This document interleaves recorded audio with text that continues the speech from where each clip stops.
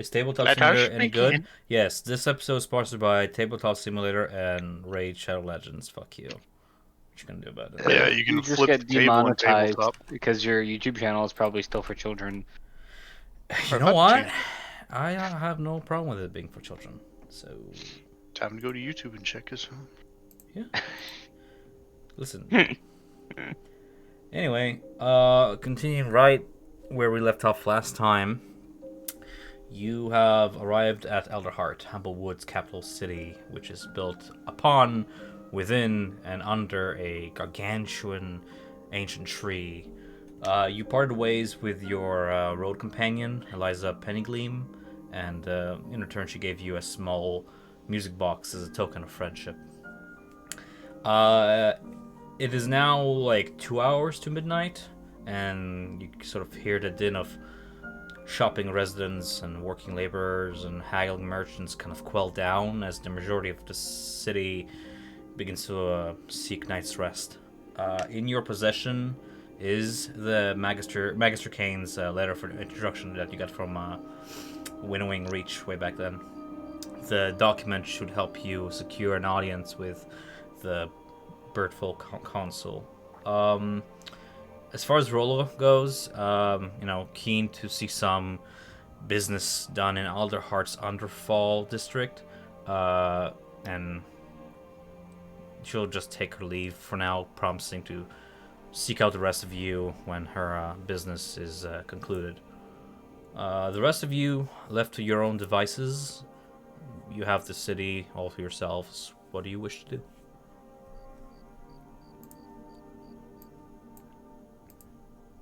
Jungle does not know. Jungle has unlimited opportunities. Oh, Chungo, my legs are sore. Jungle dumps you out of the barrel. I curl up in a ball and pretend to be dead. And you realize that Pavel is half possum. I hiss at you and run away. Jungle's okay with that. Back into the barrel. No. Nevitz lets out a heavy yawn. He's like, "Can we go to bed now?" Is it nighttime? Let's go to bed. It's like 2 hours. Yes. Yeah. Chungo is okay with that idea. But Chungo has no money. Can you spot Chungo? How much is a tavern? Night at the tavern. Let's go find a tavern first. Yeah. That might be the better idea. Just add standing some at the random entrance guy. of the tree, like yelling at the tree. How much is a tavern? There's like 4 owners being like, "Hey, come to my tavern." All right, where do we want to? What part of the tree do we want to sleep in? The roots, the middle, or like the top area, yo? Imagine it takes a while to get up and down this tree. I mean, they So said they have how like tired are elevators. we? I think how tired we are should determine how far up the tree we want to go looking for a tavern. You've been traveling for more than 8 hours. You're pretty puckered out. How long does the elevator take to get to the top? Elevator? You Yeah. see You like said there was freight an elevators. elevator. Yeah, there's like freight elevators operating on pulleys, but they're more like cranes to lift cargo than they're My operational barrel's the elevators. cargo. I'm a cargo. If you were to get on one, you'll be getting up like a floor at a time. There is a. You see where you are right now. The area is called the Underfall, the roots of a tree. There are pathways going up the tree, and it's just stairs up. I mean, Jungle can carry people to inn if need be, if we want taller tree spot. I'm not averse, Nevitz does so want a I taller don't tree. mind not being at the top. But as you guys are all avians, you might like to be a bit higher. I'm good with whatever you guys want to go, wherever you guys want to go. Split the party for a night's rest. Absolutely. Yeah. I mean, doesn't it go like under route is like commoner stuff, middle Go- route is like the semi-noble? It's what And you then heard. top You can, is like- you can go explore and find out for sure. Yeah, let's go Oh, exploring the crap. city in the dead of the night. Jungo's gonna keep his empty coin purse close to him. You hug your empty Yeah. coin purse and it gives a I'm gonna. sad, deflating noise. Oh no, it's like a little whoopee cushion, but like without the noise, it's just kind of ruffles. Is there any townsfolk still about the street that we There can are some. ask for Yeah, directions like or as information? you where you stand right now, it's kind of like the middle of the woods, the entrance to the city. If you look into the city, there are some people here about, but it's not like an active, bustling city anymore. As people kind of return to their homes and to bed, and shops begin to close and whatnot. Um, if you maneuver and enter the city via the route network of the Underfall, from where you stand, you see like a network of these shabby tunnels, slums of Surt. You see destitute refugees and the communities of locals living in poverty. Some of them living in like just plain tents on the outskirts of Elderheart. So to make out these like tent towns and gritty hovels in disrepair. Those of Okay, you, what do you guys want to do? yeah. I mean, we can stay at a inn down here. Do we want to kind of go see what they think of the town? Sure. So let's go do that. Sure. As you proceed onwards into the Underfall, um, those of you more accustomed to modest civilization living style feel as if, although there are not many guards, you still have like somebody watching you. Various cloaked figures hiding in the shadows of dark alleys stare at you with intent to strip you of your coin or whatever it is that you suspect. Those of you with a more roguish criminal background feel oddly at home here. Now and then you see like a sketchy folk just exchanging restricted goods or like fence wrap package before quickly scurrying in opposite directions back into the shadows. Again, there are not too many perch guard here, save for like the rare night patroller who was just lining these like lanterns that sort of remind you of the one that Chungo's holding, the same like wispy light within them. And as he lights them, they first turn like this bright yellow and then slowly dim to this like low blue to give the whole district this like nightly, dimly lit ambiance. You see, like further up the trunk, if you look up above, a series of holes within the bark that allow natural moonlight to stream in. The trunk contains many of the common homes and markets now closed that make up the Alderheart Lower Market. And you know the majority of those who live here are humble folk, akin to Ashling or Rollo. Not too many winged folks, and not too often of them in sight. You see some pathways lead to dwellings on the outside of the tree, which are nicer than the simpler homes that are found inside. You also notice there's a checkpoint that has been set up here in front of you, blocking all who wish to traverse further up the trunk to the canopy above. Stationed here are several birdfolk, perch guard keeping watch from these tall watchtowers up high, and a few more that patrol on the ground. They're all dressed in these gleaming uniform with this bluish cloak and like a golden pin on the right shoulder that has like this embossment of like an acorn. You know it's like the city's sigil. City guards.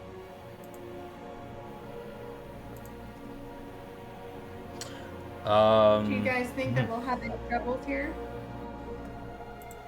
Pablo, Chungo, Nevis, do you guys think that there'll be any trouble? There seems to be a bit of a guard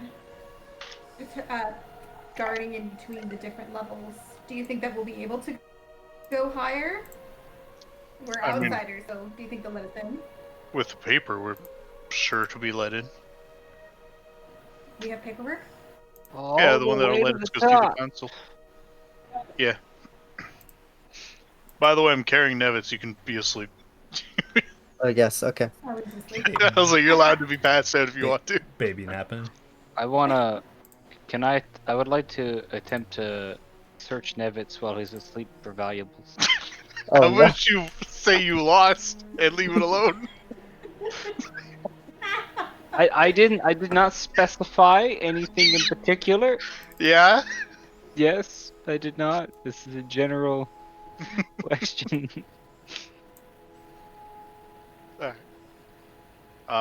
Chungo fine with being down here. You don't have to ask the DM if you want to rob your party mates. Well, I need to know what you want me to roll to attempt to rob my party mates. What are you attempting to rob, dude? Something valuable. In general, you can attempt a stealth or a sleight of hand, whichever one you want to pick, versus Chungo's like passive perception. Oh, that's easy. Have fun. Okay. If you roll bad, I'm gonna laugh at you so hard. There's a Chungo third. does not see you do anything. You have access to the child's pockets. Oh god. Emphasis on the kids' pockets. Alright, gonna do? Nevitz has 50 GP diamond, some bear fruit, vials of caustic slime, cocoa leaves that he used to make Cocaine. Cocaine and diamonds. Yes, Yeah. bulrush roots, a jar of fireflies, and the shiny reading glasses that might be in his bag. He might be wearing them. I forgot you stole those glasses. I'm going to take the shiny reading glasses and wear them. You Okay. can take the diamond if it's off. I'm also gonna take the diamond. Oh man. Does he use the diamond to cast spells that save the Yeah. castle? There's gonna be combat in this session, and that's what's gonna kill. It's gonna kill Pavel because he didn't have diamond to save him, and I'm gonna laugh. Something else. Well, Sorry, I'm gonna that's put enough- your tokens on the That's map. enough just for fun of it. mischief for the day. Oh, I also- Fine with sleeping. I also do have one hit of already made cocaine. If you No, wanna- no, thank You no, want to steal thank that you. cocaine? We already Alright. saw what happened to poor Nevitz last time. When she I tested pet everything. Nevitz on the head gently and lay back in the bucket. The gentlest of like burglars. I didn't let you back in the barrel. I'm in the barrel now. You didn't You're see walking. No. I stealthed into the barrel. Fine. Didn't I'll even accept notice. that. Chungo randomly got hit. Chungo, it looks like you and I need to figure out where we're going because the rest of the party decided to nap early. Chungo fine with you napping. Go ahead, get on the barrel. Surprisingly, Get on the nap barrel. hear I'm Pavo good. speak I don't from the need to barrel. I don't need to join Grandpa and Child in the barrel. But yeah, "Listen Chungo fine here, with you young anywhere. thing. I'm not asleep yet. I put the lid on the barrel, so You Pavel can't goes to bed. silence me. This is my barrel, not yours. Let me out or I'll kill the child. Chungo, I you make know sure I the find guards plug for the barrel, make sure station. it's not in the hole. You know the guards stationed at the checkpoint turn their heads toward you, and among them, a taller folk seems to really eye you and your barrel and just squint his eyes. He's, Chungo has nothing to hide but Hey, old man you! and child. Guard, yeah, you! Over there! you At you the gate! you don't quite hear it, but you definitely see him like whisper something under his breath, like, "No way." Chungo starts moving towards an inn. I blow smoke out of the barrel. Yeah, I don't think I care about you. no way, he's back. This dude, this episode chat of a man, is a handsome bird folk with like chalk white feathers, accented with this like touch of blue. The expression on his hawkish face as he studies you is like that of deep thought, as if something has distracted him or has come some distant memory came to mind. He is dressed in the same finely kept uniform and is adorned with heavy plate armor and pauldrons polished to glimmer. A gilded pin secures his green cloak at his breast, with a symbol of the city guard. Held in his hand is like this long spear decorated with like a winged figure and strips of cloth matching his verdant cloak. As you said, you approach him. No, I was gonna say we find an inn. Okay. I'm gonna crouch and hide my face, thinking I don't know what's going down, but he knows me. You go crouch, which is extra sus, and he just shakes his head. He's like, Extra sus. hold. I stop. Django just squats in the middle of the street. He's like, "Hey, don't you fucking shit in my street." This is any Skyrim. You can't just stealth out of my view. Like, When you don't have 100 stealth, you just, I ain't been. Chungo was confused. He didn't know what to do. Chungo just went defensive. All right. That handsome motherfucker. Yeah, this handsome motherfucker just straightens his back and tightens his grip on his spear, and he just makes his way towards you, followed by two other guards. Alright, while he's walking, I'm gonna open the barrel, pull Pavel out, put him on the ground, and pull Nevitz out and put him on the ground. I knew it. The Nevitz wind speaker whining. returns. Oh God! Evening, Why am I on the brother. ground? Agnes, my younger brother. Yeah. How are you doing? Yes! It has been some time since last we spoke. I hope all is well, brother. One wonders No. who drew you back into civilized society. This barrel did, and this I'm just gonna fine. pick up Nevitz and put him back It is in the nice barrel. to see that nothing changed and you still don't make a bit of sense. Shakes his like mane of a feather mane and just glitters a little bit. Oh, the wind touches some different than others, brother. You'll never understand. Ah, the wind can keep touching you. It can lay its fingers off me. I'm good. Bold of you to assume it has fingers, brother. That's all right. So what brings you and your companions? Kind of gives you all like a very shifty look to this city. I hope As I'm it's not stuffing a more kid back travel. I into a would barrel. really hate to arrest you another time, Pavel.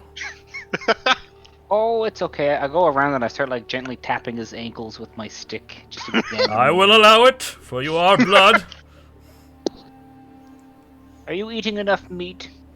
I am. Yes, thank you for asking. Good. Can't have you getting down to my size now, can we? Never, for I am blessed, the better of brothers. You are yet to prove me wrong in single combat. You owe me for last time. I'm just, Sure, he just I pulls have your a- hat toward him, gives you a little like nookie. I'm just kidding. Look at this sword. Missed you. I have a gift. Have for you? last time. Yes. Behold, a diamond. I swear to fuck. Ah, it is beautiful and glimmering. A fine gift. Like you, brother. Large and glimmering. He takes it in his talons and then like holds it in front of him, and his eyes squint. He's like, "You didn't steal this, have you?" No. It was earned justly as a reward for a task completed outside I of the start capital. shaking my head. Right. He like hands it off to like one of his guards behind him, and you see the guard just kind of put it in a satchel along with other like collected contraband of the night, pretty much. I'm sorry, Nevitz, I tried. Right. Well, a fine gift, yes. And where are you headed this night? It is getting quite late. I wouldn't want to see you hurt. There's plenty of shifty folk around. Oh, well, I think we're heading for an inn. I don't really know, as I was in a barrel. Oh, you're in luck! For I, Magnus, know the bright hollows and the underfoot like my left talons. Are you okay? For the city is Have under... you been getting into the contraband? No! You just know that he speaks of this whenever he's around, like, the underling guards, just to, like, give an air of, like, Oh, the brilliance, brilliant Superiority. captain. Yeah. I must inform you that unfortunately the city is under curfew due to an increase in crime rates. It is of lately exciting. They have to, you would have to wait till morning before I allow you into the canopy and market district. I'm sorry, rules are rules. But should you be seeking an inn, let's see. You might find lodging and dinner in. He tells you of an inn named the Blushing Tankard. Tankard. Blushing Tankard. Where beds, food, drink can be found. It is just over yonder, and he literally points to like a building 2 blocks away. Huh. Thanks, brother. You still didn't answer me. What are you doing in the city? Oh, we have a letter of right to the council. How We you bring know? news. For old time's sake, I can hold on to it for you, deliver it myself at the end of my shift. No. Okay. Thank you You're I haven't done anything. You're welcome. for the offer. Right. Brother. You keep up with me. The wind does not bless you in the same manner. As you keep rubbing in my face. I could if I could reach you, but I can't. You are so tall. And deep and handsome and humble too. Deep? Brother, what have you been doing? Ah, ever the pervert. You go sleep in the gutter where your head belongs. I'll wait with you. I have a shift to complete. And he just gives a little thump with his decorated spear. And you see like just like 2 guards behind him are like, yeah, what a boss, what a Chad, yeah. I want to be just like you when I grow up, you know, that kind of Oh thing. no, I'm getting vibes from fucking that time I was reincarnated as a slime.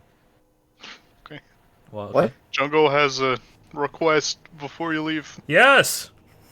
Aye. You there! Sure that- With a barrel, with a sauce barrel that contains my brother, apparently. It also contains this child, and I pull Nevitz out. That is suspicious. That diamond is Nevitz. Pretty sure. I reach Ah. around Yeah. Nevitz's bag to see if he has his diamond. A shame, for it is such fine a gift. But here you go, child. Diamond's yours. Signals with one of his guards, tosses him the diamond. It is your diamond.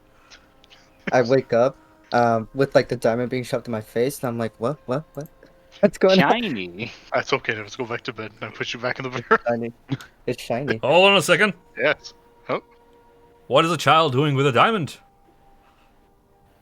I slowly start closing the barrel and backing away.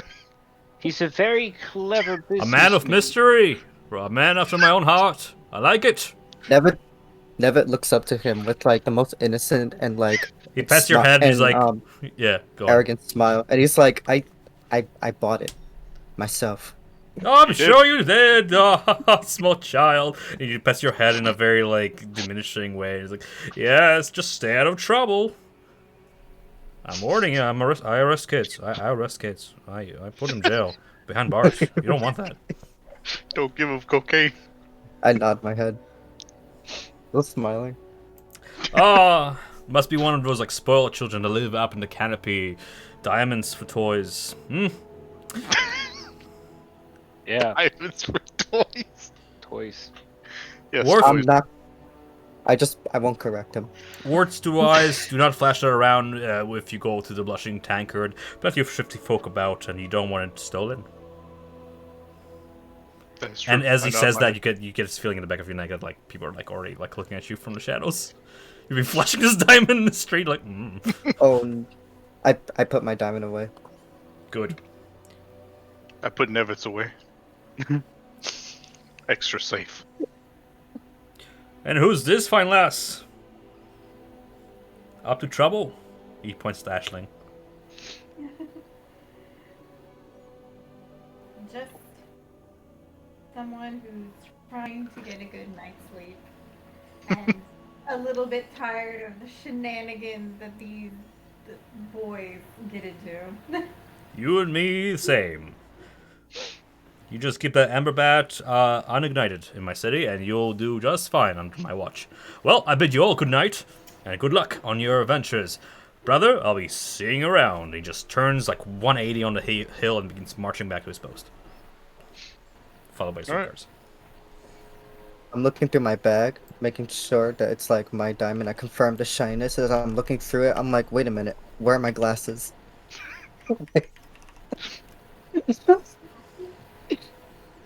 And I reach my head out of the bucket. I'm like, Chungo, Chungo, my glasses are missing. I look around. Do I see the glasses on? I Pavel? turn around. You see Pavel Was turn Pavel wearing around. them? He's wearing. Oh wait, is he Are you wearing? Are you wearing them, Hunter? Yes. Chungo found glasses. I look over. I'm like, Pavel, my glasses, get him back. It just leaves. He just left the call. I hope. I was like, I hope his internet just died and he's just like gone. It's like in a video game when you leave and go AFK and your character just stands there like T-posing like... I was in Tom's PM and I accidentally clicked on a different server and joined their general chat. Nice. Pavel, like, for a brief moment, flickers in and out of existence.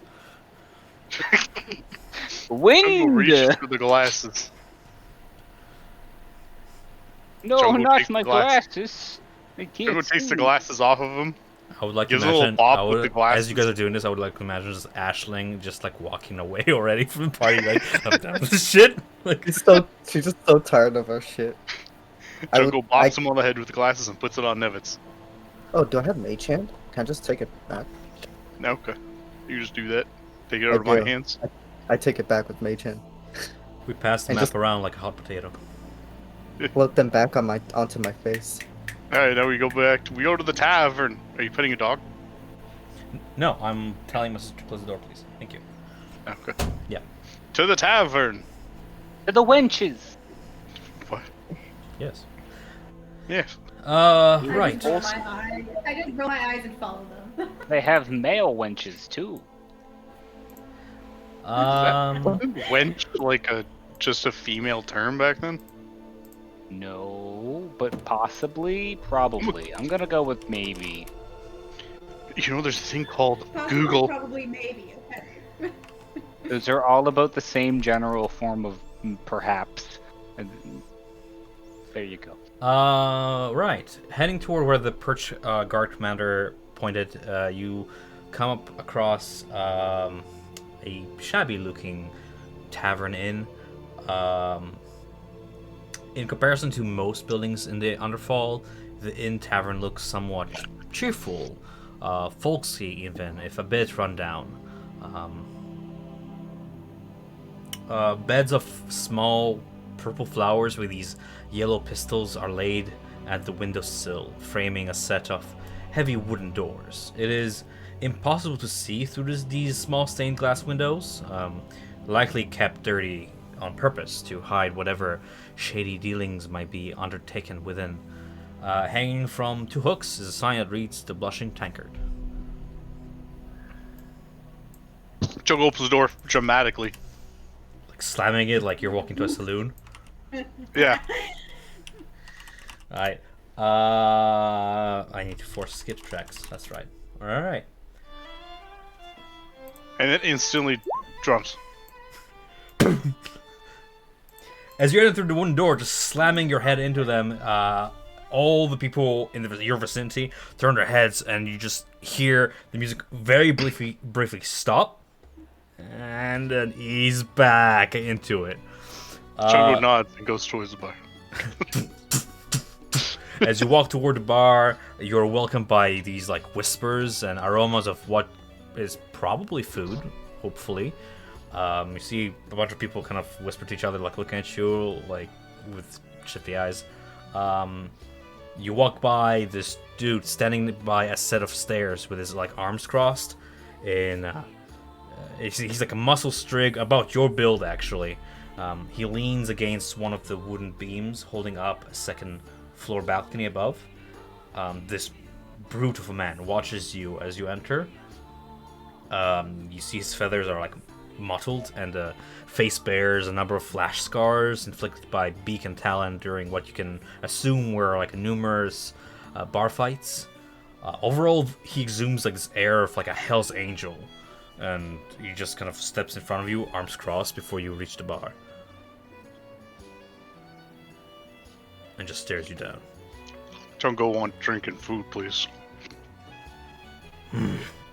Not a word. And also room. Steps aside and nods toward the barkeep. A single nod. Thank you. Yeah.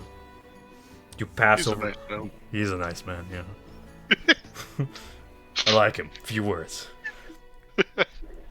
You pass on like under like a chandelier above at the center of this room, hanging from the ceiling, where like a couple of gerbeens like are sitting and just drinking and swinging like just casually. It's hanging over head and like dimly illuminates the walls, and you can see like photos upon photos. The cover paintings, not photos, but whatever. Of what were undoubtedly better times for this tavern. They are now more of a painful reminder of what it turned into. The tavern itself, as you maneuver to the bar, you notice that it's like packed with all manner of humble folk. Laborers, costermongers, peddlers, thieves, mercenaries, and other disreputable types by the looks of it. Some currently in the midst of pushing tables together to form a center stage of sorts. Others are seated at small tables along the walls, indulging in food, drink, gambling, and revelry. The bartender himself, as you approach the bar, you can see he is this dark-furred Vulcan with a gold fang decorating his grin and a patch of silver fur along where his like foxy beard and eye shadows would be. He casually serves patrons at the bar with a grace akin to what his people are known for. You see he wears a black vest with golden accents over a white billowing pirate shirt. The lacing on the collar at the front is ornamented with a decorative piece of dark onyx. The gemstone has an inlay of gold that forms a symbol, an eye grasped in a fanged set of jaws. Just kind of grabs a couple mugs, gives them a quick polish, sets them on the counter in front of you, and greets you with a charming smirk. How's it going? Welcome. Is there stools right there? Or... Yeah, there's stools in front of the bar, like little bar stools. Hey, Jungle, sit on stool. Welcome to the Blushing Tankard. Can I get you started with something to wet that beak? Perhaps in the mood for something strong, or something to make you forget where you are altogether? Ooh, I like that. Sure thing! He serves you a mug. Doesn't even give you a second glance, just serves you a mug. Taps the I'm counter gonna twice. grab the mug away from him, from Nevis. Oh, I'd come like to now. grab I- the I'm mug. gonna grab it from I'm like Chungo. about to pick it up before Chungo takes it away from me, and I look so upset. You're still too young. And then she takes it away from me. Just I- a sip. I took it away from Chungo. No. I'll take If I two, still had it, I dude. would And have then I done just it. down it. I just down it, and then I go off away from the bar, and I go. There's nothing in the mug, you I- just hand I- an empty mug. You go to like down it and there's What do just you mean? air. What do you mean? You didn't order What did a you do, drink. Chungo? He doesn't know what you want yet. No, I stole mine. I stole mine from Chungo, who stole it from Nevin. Which was an empty mug. He hands you a mug and waits for you to like order.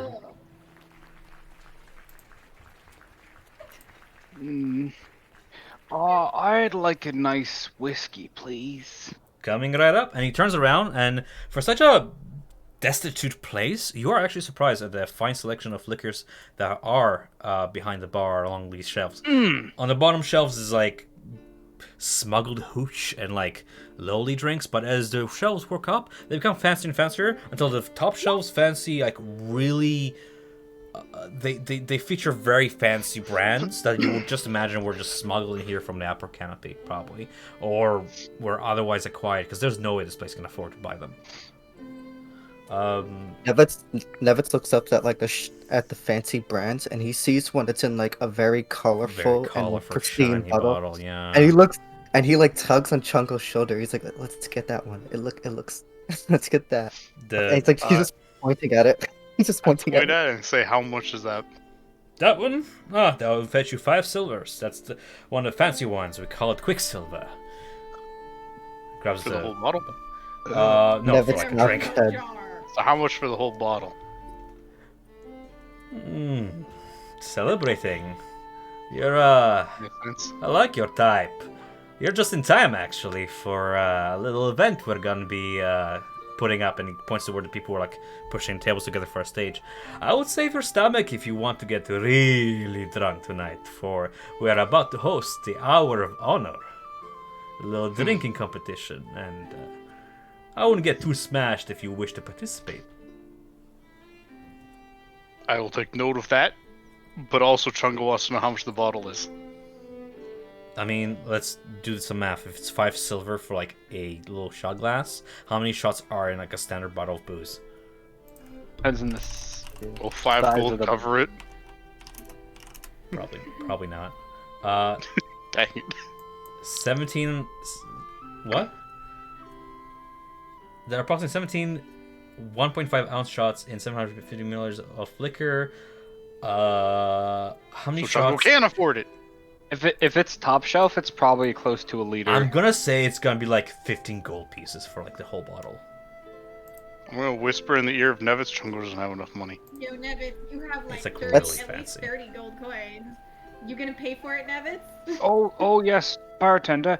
The tab is going on the young fellas. He got extremely lucky on a business venture and is treating us to drinks Yes. tonight. Shake my head. Yeah, Nazis. Yeah. Nevitz is like, Nevitz hears the price of like 15 gold, and he's like quietly reaching into his bag, and he takes Chungo's hand, and he's like putting gold in Chungo's hand. Chungo will take it. Very good, very good. He grabs a bottle and he puts it on tap, reaching out his palm up and just says, "And please, call me Keg. Edmund Keg. Like beer or powder." Of course, Edmund Keg. Yes. Gives you Chungo will low- also require an empty bottle that could fit the amount that's in this bottle. Empty I'm sure I have one in somewhere here. Let's see. Which is below the counter and grabs like a medium-sized bottle. There you go. Yeah. Alright, I pour all the liquid from the flashy bottle into that bottle, and I hand the empty bottle to Nevitz. I take it happily. While the bottle itself is not as fancy or intricately made, the liquid is like liquid mercury. It is flowing, mercurial, and silvery, and you've never, in all your alchemy days, you've never seen anything like it. And the smell Oh. is quite strong. Oh, the shininess came from the liquid, not the bottle. The bottle I itself think is this one pretty was too, think- but I mean, most of the shininess came from the liquid. Yeah. Oh no. Evans is like, Alright. drinkable shiny. I must have it. I will give you this bottle of stuff, Nevitz, if you promise Chungo you won't drink it. Can I? For science it? only. Only Even more reason to drink it. when you're with us can you have a little bit. Okay. Hey, Nevitz. I All right. Hey, Nevitz, do you want some whiskey? Don't listen to him. Don't listen to the old man, Nevitz. He's a bad influence. No, I Chungo am believes he's a bad influence. the right kind of influence. Little do Nevitz- we know that he made cocaine earlier. Nevitz just wants this because he sees that it's a very shiny liquid. He's in his head. He's thinking like, this has to be amazing.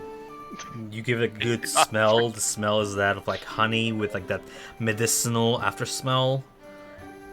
Alright, Chungo will take a shot of it to judge how hard this liquid is. It's like sweet at first, like honey. It's very smooth and sweet, and as soon as it hits your belly, it comes back up, and it's like it burns, and it just gets hotter and hotter until you're finally like, and then you hold it. It's Alright, good. Chungo, It's like a cheap whiskey.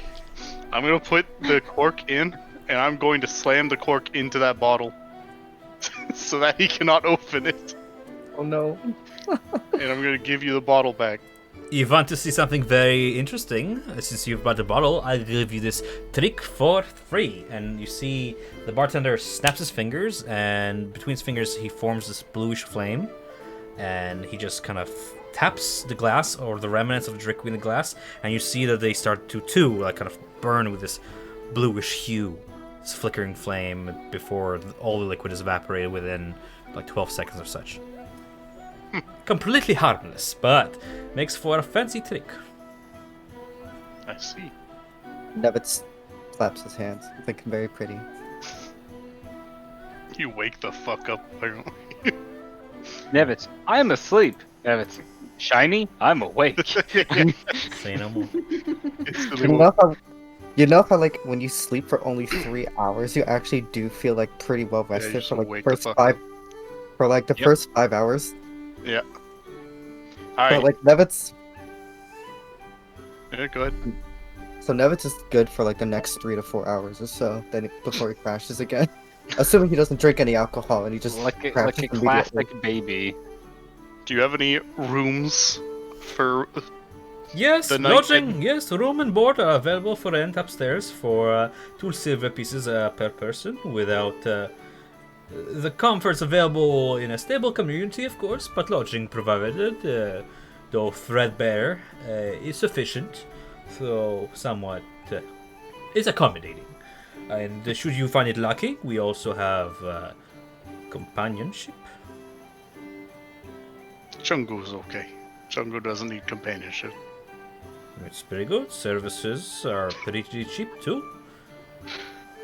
2 silver that- pieces for Not an a hour. bad. Oh wait, with what? 2 silver Wait, pieces companionship for. and what? What do you mean?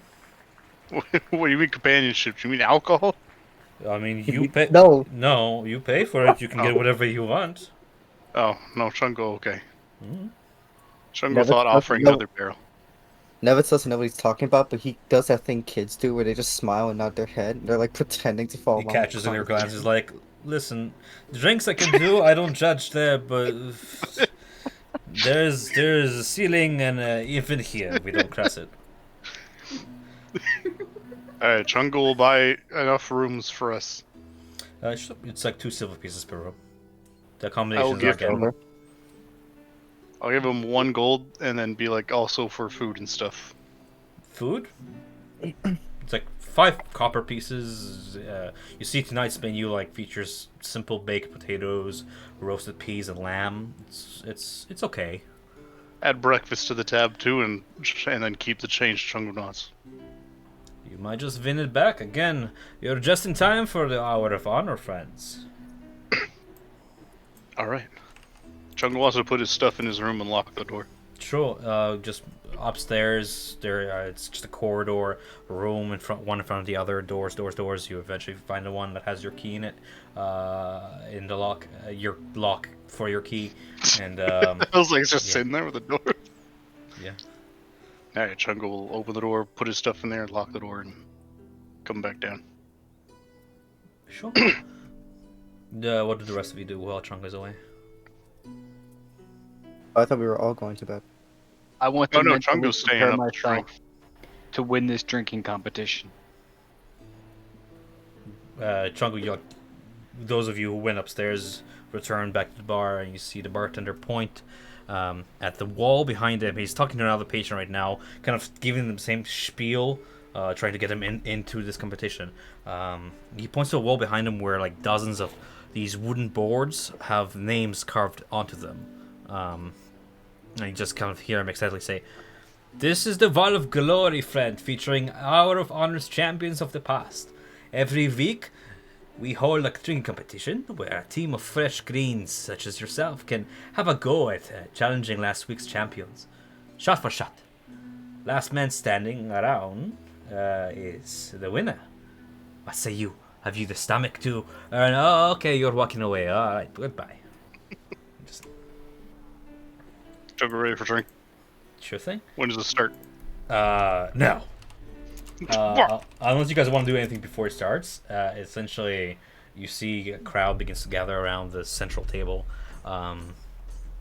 and the Vulcan bartender leaps past his bar counter and onto the tables assembled in the middle of the tavern, and with this howl, he enthuses the crowd. "Ladies and gentlemen, scoundrels and scofflaws, are you ready for the Hour of Honor? Ooh! Who among you has the guts coin to face off this week's challenger?" And you start seeing like one of the patrons like tosses in a couple copper coins and yells 2 coppers, and another tosses in a few more and then yells 7 coppers, and they just begin to bid one against each other to see who gets a slot to face off the last week's champions. And one by one, folks eager to earn their name on the wall try to outbuy each other. The last one, it just keeps going up, and you just hear 9 coppers, a gold piece, and he tosses a gold piece in the center. What do you guys do? I'll toss a gold piece in. Come now, you can't just match, you have to outbid. 2 gold pieces. I throw all my Yeah. money into the bid. You throw in I 2 put gold. 3 and I look at him. We got 3. Any money anymore? And you start looking around. You see like most of the folk here live in poverty and have never seen this much money and don't often participate. Mostly it's people who are freshly visiting or got stuck in this district from other districts. The latest patron is like 5 gold pieces and tosses it in. What do you do? Can Chungo take his money back? It'll be like forfeiting. Chungo only has 5 gold. Jesus. Well, if you lose the bid, then you don't put in your money. No, that's the winning, I think. You see those who were outbid and just don't have any more to toss, just slowly like just take their coins back toward themselves and pack into their purposes and go sit down, have their drink in silence. Chungo turns to the little child near him. Can Chungo borrow some money? Chungo needs this, Oh, man. Nevitz went to the room. He's not participating in this drink. Chungo runs upstairs. Why not? I open up the door to Nevitz's room. Nevitz! Nevitz!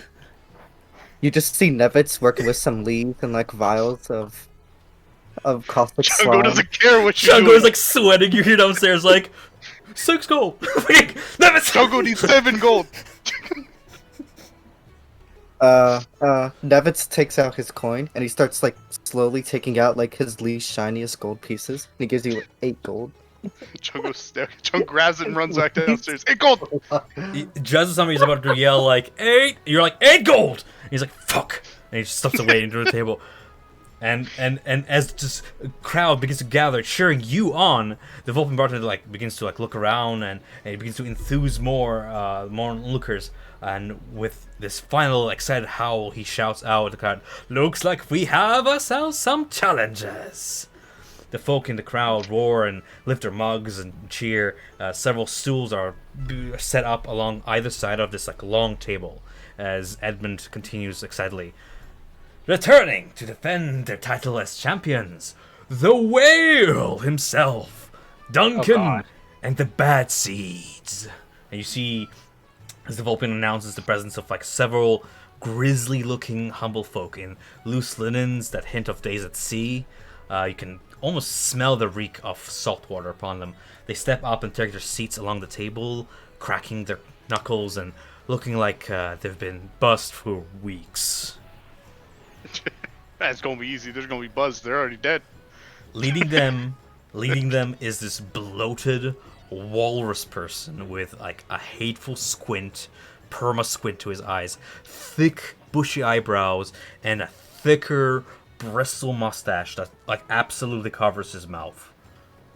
Oh, gross. You So see, how wonder many he's a people? Is it champion. 3 people allowed? it is Or is it just 1v1? Child Nevitz, are you in this? No, he's... I'm in my room doing other stuff that we'll get to. We'll talk about afterwards. Uh-oh. Lame. In that case, it's just. I look over at Aisling.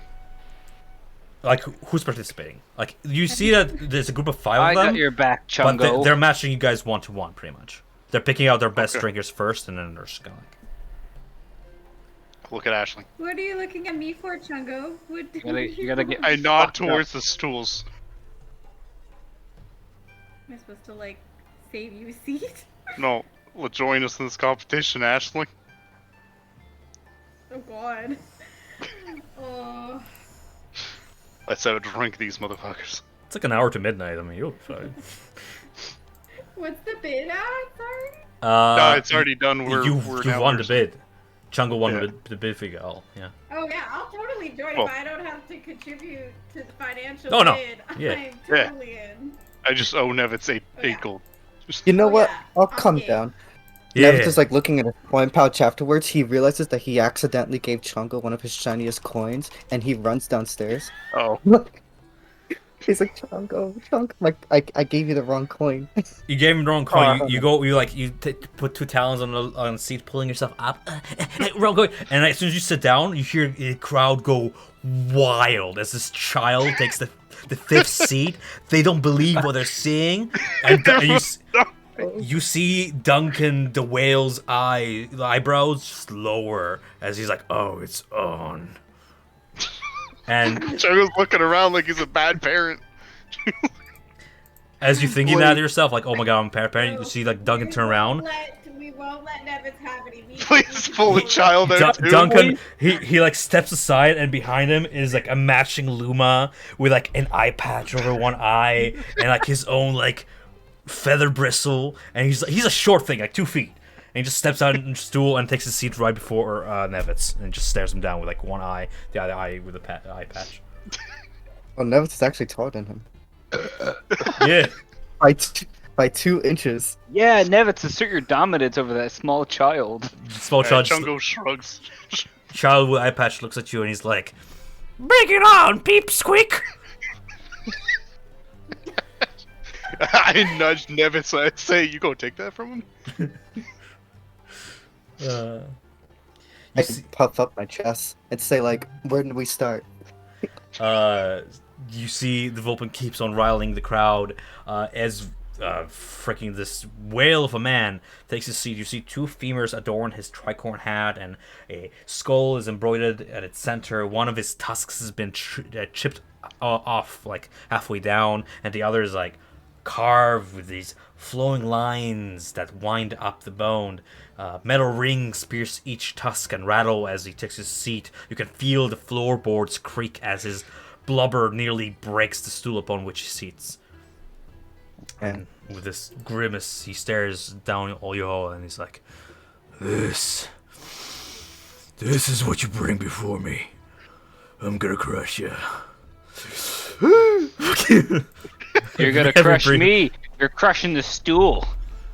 He just slaps his belly, wobbles like, I've earned my keep. My paw on. I pat his shoulder with my paw, and I just kind of smile at him, and I'm like, "Bring it on!" Wink at him, and then like turn really quickly and like slough across his face with my tail as I go and take my seat. Crowd loves it. Cloud loves it. Just gets riled up. This competition's on. Chungo slaps his belly in response to. Yeah, This is just down. 2 bellies. I slap And then Chungo's Wiggling belly in this entire response as well. competition. In the middle of the when I sit down at my spot in the middle of the boys, I kind of just like put my arms around them and I like huddle them in, and I'm just like, "You guys aren't gonna let me down, right? Chungo You guys doesn't know. got this, right? We're gonna win." Chungo is gonna Chungo win believes in this. Chungo's self. I believe in Chungo. Now Chungo's gonna get out first round. And then we all kind of just look at Nevitz. And we just Nevitz kind is of gonna look at get- him. Nevitz's stomach is young. His liver is literally growing by the second. I'm a He big will boy. adapt like Goku he will, adapts he will to battles. adapt. I'm a big boy. Nevitz can fit It's like already big boy. enough liquids. We're good. Alright. Chungo slams the table, being like, ready. Okay. Right, the Vulcan bartender like squats low and leans in to whisper, what's your group's name? He just asks you for like group's name. I widen my eyes. I look around at everyone. Oh, the spider snakes. Shiny. I see that. The shinies. The shiny. Have a vote real quick. Shiny spider snakes. There you go. Shiny spider snakes. We're the triple S's. Remember what There you go. Pavel sent. Remember the note that Pavel sent a while ago. You watch the Vulcan squint through, like, hear what you're saying. You're like, shinies, spider snakes, shiny spider snakes. And he nods, and then gives you a double look real quick, and he's like, no, never mind. And then just the crowd grows rowdy and wild with anticipation to hear your guys' name, and the Vulcan bartender just announces, "Let's bring a warm welcome to tonight's challengers, the shiny spider snakes." And just whoa. Alright, the way this works, guys, here's the mechanics. Each round, one member of Duncan's crew will face off one of you guys. Each of you will make a constitution check as you're downing your drink. You'll be served like a mug of beer and you just have to down it. Make a constitution check, not a save. You'll be downing mugs of ale one after the other, shot for shot. First to 3 losses loses, essentially. Alright? Okay, so with that being said, the first to step up is this pirate-looking large motherfucker with like slate gray eyes, this intimidating stare. He has like a rusted hook replacing his left hand, and just sits down, grabs the mug with his hook, and it gets ready. Who's gonna face him off? I got this. Yeah, Pavel, do it. First up, Vulcan versus Pavel. How do I roll a constitution? Do I just click press on the con. constitution? Pure Okay. con.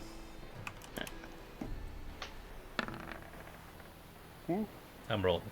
Alright, so as you begin to drink, you see him, he doesn't even break eye contact, and I don't know what you're doing, you can describe yourself. I want to flick a ball bearing under the table into his crotch. Okay, so you do that as he's halfway through his mug, and he rolled an 8. And he just coughs back into his mug, and puts his mug down, and you just see like foam come out of his nose, and you hear Duncan behind him just like, "Don't you lose this, boy." And then he just gets rid of his mug, loses that round, gets handed another mug, you get handed another mug, and the bartender just goes, "Go, go, go, go, go!" And he takes another swing. Go ahead and roll another time. No! So, Vulcan, both you and Vulcan finish your mugs and place them down. I'm gonna make these not whispers, because it's funner this way. Say, I want to know what he's rolling. He rolled a 5. Both you and Vulcan place down your mugs. He blinks with one eye, then the other one, and then you both like burp at the exact same time. It's a tie. Ties don't count as losses. Roll again.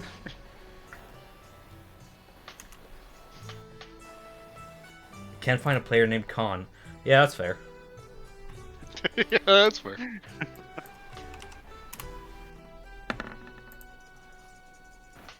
Alright. So again, he doesn't break eye contact, and as soon as he finishes it, you finish just right after him. Puts his mug down, burps in your face. So that's 1-1 right now. Go ahead as you get into your next mug of ale. You begin to like feel like your stomach feels a little twisted. You know, Bravo's stomach gets imploded. freaking Vulcan chugs his mug with both hands. You see foam at the corner of his mouth as he puts the mug down, and he like just sips it off his finger, whatever remnant is. And you just puke down the front of your shirt. No. Gross. You're not getting the barrel. Okay. You I are. walk over to Pavo, and I grab a napkin off the counter. I like pat down his head, and then I give it to him, being like, "I'll pat down your head, but you can do with the puke." Hey. Joe believes in you, Pavel. Don't fuck this up. You are trashed. That's like You just three, got one more. 3 mugs of ale in the last like minute. Children, please. Pavo, you Marijuana. can do this. Don't give up now. Cocaine. Chug, chug, The chug, first chug, round. chug, chug, chug. We can't start off. Oh no! I'm not even gonna roll. You know what? It'll be funny if it gets natural 1. I hope he does. It'd be No. so funny. Fucking, you just feel your gut gurgle. And we find out what you had for breakfast this morning as you just go prone on the floor. You don't quite pass out, but the room is spinning. You are done. Oh, I hope somebody asks me to shoot some arrows. This will be good. No, that the bow. This- Two natural ones in a row. Because here, watch this. Just Pavel behold. dies. The next, it's. I'm not in favor of the gods today. Okay. Okay, who's up next from the other team? Ah, it's our turn to choose. We put Nevitz up on the table. Evans. Oh god. I flap and stand on top of the table. Yeah. All right. And I look over at the walrus. Walrus just sits there, arms folded. He is like gonna be the last one to go. That Let's do child versus child. yeah, the little That was- child that with was the eye meant- patch steps up. It was meant to be like him putting the child on the table too. Yeah, so child with like eye patch steps up. He's like this short, Luma-looking child wears like an eye patch. Is probably like 12 or like 12 to 16. It's a freaking child. And it just the Barton goes, "Give it up for Lil Rotten." And yeah, you both get handed your mugs. Go ahead and roll. We'll just expedite this. Oh god. Chug, chug, chug, chug. Damn, Nevitz. Hey. Never describe what you're doing. I take the mug and I just start like I sip it at first to like see like how it tastes before I start like lifting it slowly and just drinking more and more. You get I'm going yeah. slowly. Going very slowly. Meanwhile, this other child, whose hands barely fit around the mug, starts chugging it, and like he has to like stop, take a break halfway through, but he ends up finishing it with you and placing the mug like right after you place it. That's a win for you. You get handed another mug. The crowd gets more riled up. Go ahead and roll Come on, that. Nevitz, you got Hold this. on. If you win, you get your gold back. Wait, Nevitz has learned. I'm using fate. Just as you begin to feel the wretch begin to work your way up their throat, you puke in your mouth, and keeping the mug to your face, you just Oh, go, gross. and you keep chugging. Oh no! The other kid, That's so not gross. so lucky, rolling a 6. That's another win for you. As, yeah, he just looks at you like, "Don't you, wimp, I can do this. Give me another one. Give me 2 at once." He goes, grabs 2 mugs and begins chugging them into his face. With the last mug, Nevitz grabs it. Oh shit. no. Let's see it. Let's I see it. had losing to you, scrap. Yeah. Oh God, it's a close call. Nevitz grabbed 3's mugs. But here's the thing: too- he got too cocky, and because he drank 2 mugs, he rules the next one disadvantage because he is getting more wasted than you are. I'm gonna give you advantage, actually. Ooh, nice. Come on, Nevitz, you got this. 2-1. Hey. Oh, damn! That's a single digit. I can always see it. Yeah, no, absolutely. You wreck him. He just downs the last mug. And he's like, "I'm a winner. I'm a winner. And then just falls to the floor, unconscious. And Duncan just looks at him like, I cast dancing lights and with like bright, multicolored lights. I'm like, yeah. Oh god, you're And gonna I start chanting my own name. It's like chanting my own name. It's rule persuasion. Nevitz. I slammed my head into the drum to make this sound better. Rule persuasion with advantage because Trungo was helping you out. So just to the drum beat.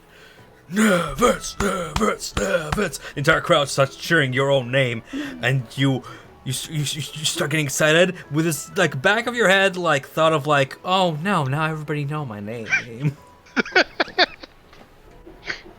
Who's next? Who on their team's coming up? It depends on who's next one here among you guys. I'll look over at I Aisling and have I a feeling say, that Chungo probably has a higher constitution than I do, so I feel like Chungo should go up against Whale. okay, Jungle will go last then, I guess. You go. Okay, I'm next. And so as you take your seat, you see this like ugly sister-looking chick with these like rippling muscles and very androgynous features to herself, with like a bandana on her head. And when I say chick, I don't mean like bird folk, like an actual like human among his crew. Just take her seat down, one elbow on the table, readies her mug, and just begins drinking before you even get a chance to like have your cup. Well, Bring it. Yeah, that's what I thought. Another, and she just begins drinking another one. Yeah, I'm the best. Jesus. Tom's drinking too much air over there. Gotta get into it then. She just doesn't even Look at these all have +3 on them.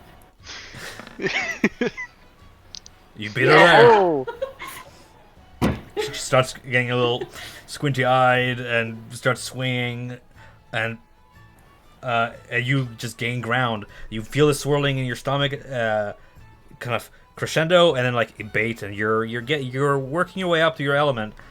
Never been that much of a drunk yourself, but you're doing it. Nonetheless, Tanya grabs another Tanya, yeah, grabs another L tankard and just downs it. Damn. Yeah. This fucking chick's a tank! Come on, 19. Oh.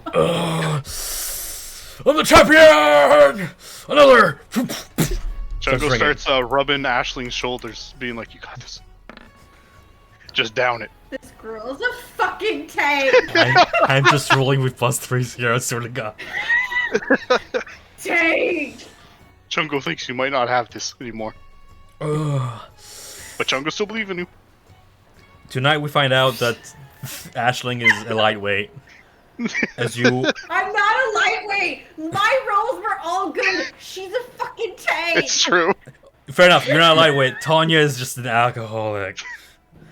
She finishes her mug, places it down, and doesn't even notice that you've already lost. She just grabs another one and she begins drinking it. Whatever! As The drinks they gave to Nevitz and the other I kid just were turned from watered my mug down. once I put it down, and I just looked at her with my mouth slightly ajar and just questioned, like, who the fuck is this girl, and what the fuck has she been doing for the last Drinking. 8 years? Drinking Clearly and steroids. Not her first drinking contest. No, it's not. You These know are how- the reigning champions. You know how people like crash cans? She takes a mug and she's just like, yeah! You see Edmund being like, you're paying for that. I just turn back to Chungo and I go like, You see me Okay, staring fam. at her. You just- Oh, Chungo, Jesus Christ. your party is wasted. You're your last hope. I'm not wasted. I'm not on the floor. I'm just like, okay. You're the What one where you're just just doing happened? the stumbling walk. You're pretty Davitz, come wasted. here.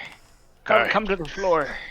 Come. Chungo I Almost go, sits I down go and gets check ready. on Pavo and Nevitz and make sure that Pavo's not choking on his own spit. Get the boy. Bring I that mean, guy. it's He good. It's must do good. something. Free ale. You're having a good time, but you're wasted. I pulled Jungle Nevitz. Oh, yeah. Nevitz neck and close. everything. Nevitz. But I'm the type of character that even when they're wasted, they can appear not wasted. Even though I am that Roll I'm performance. definitely Roll not being able to performance, roll walk a straight deception. line and whatnot, but I Do still it. sound Argue against the DM delightful. then. Fuck yeah. Rule persuasion or rule performance to see how well you can appear not drunk. 3 mugs of ale in under a minute. Yeah, you own Hey, it. You forget that persuasion is my best thing. Nevitz. I have 7 plus 7 on it.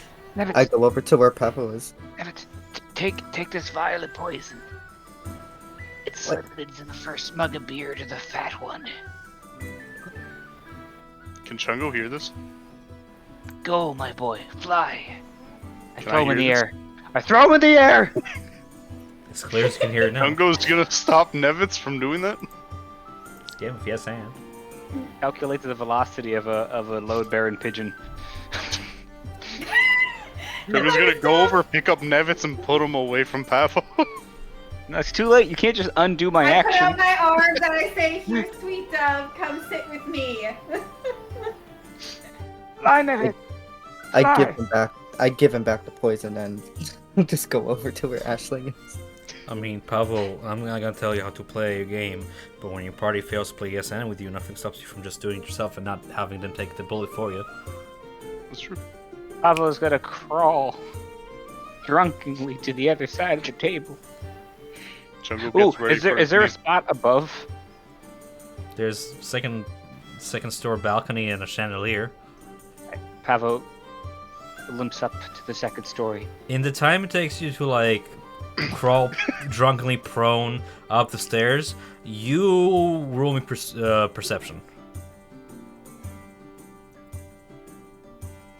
With disadvantage because you're drunk.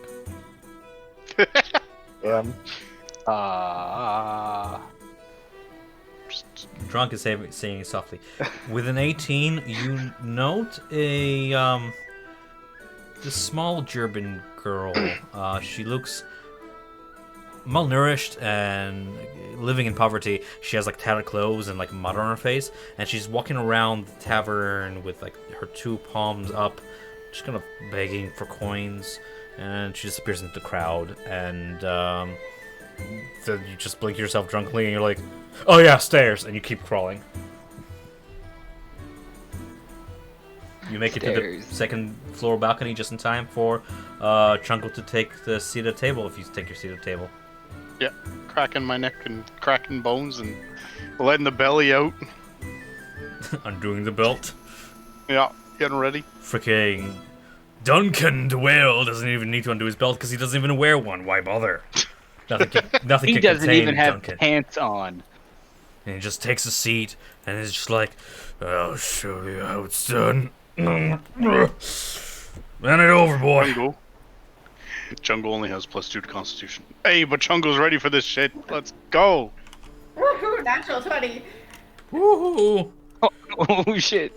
Chungo slams it and slams it onto the table.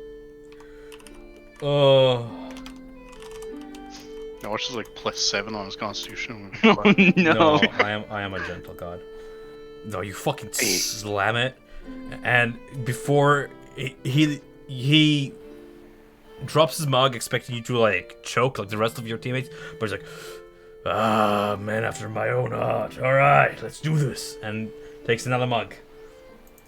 Another. Go. Oops. Oh no, Chungo. Play YouTube. Oh, he's playing YouTube. Oh no. Oh no.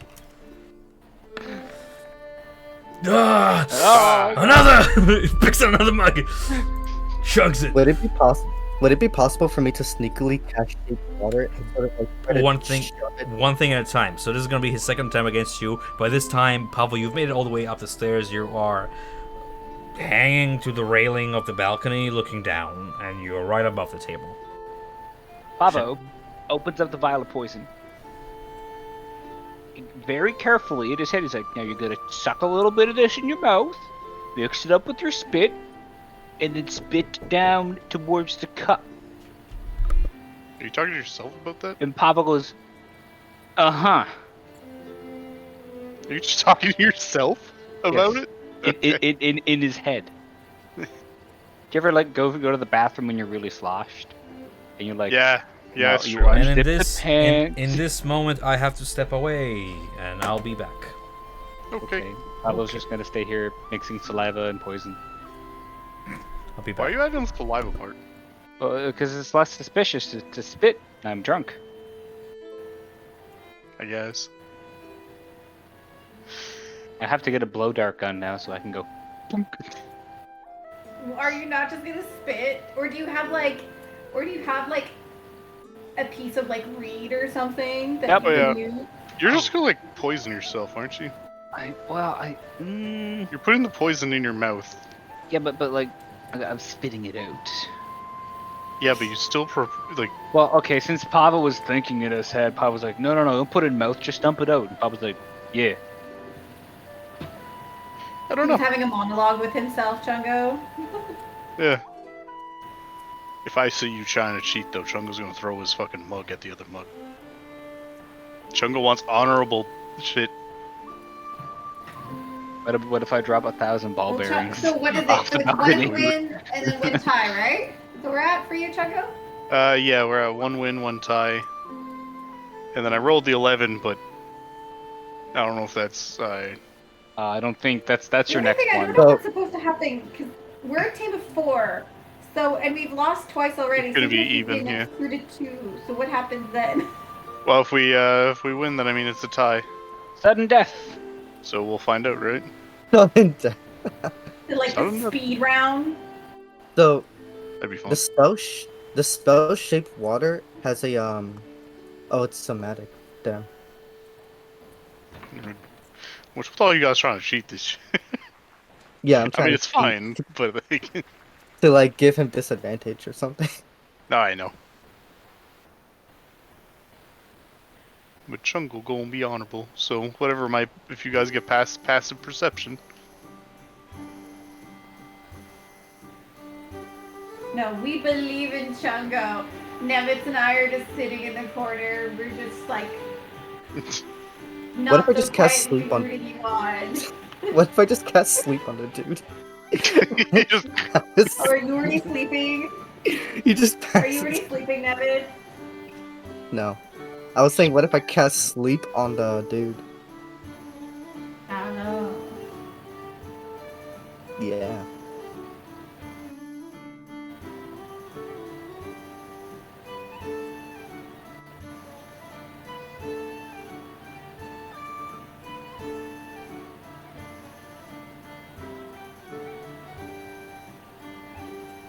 Thinking about it.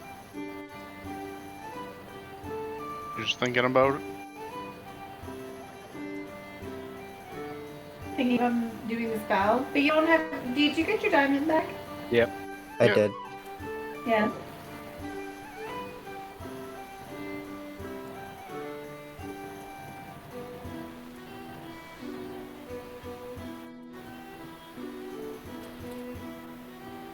Oh no, I can't do this. It's not gonna work. Because it has a 20-foot radius and it targets creatures with the lowest hit die first. There's definitely some like commoner standing around this dude with lower True. hit die than he has.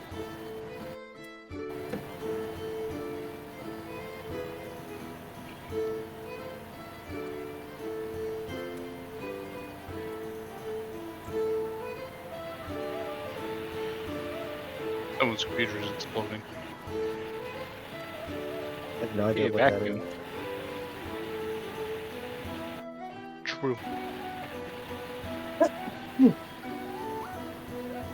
I take out my magnifying glass and I just kind of look at it and I try to see. I just kind of look around the room with my magnifying glass, seeing if there's anything interesting. And then I look up and I see Pavel above us on the second floor. Just dying up there. Alright, so guys, What? never fix the printer so fast. Alright, right, so Pavel, poison, mixing it with your saliva. What kind of poison is it again? I don't know. You didn't tell me. You did say just poison. And you were gonna It's the look same it up one you later. dunked your arrows in?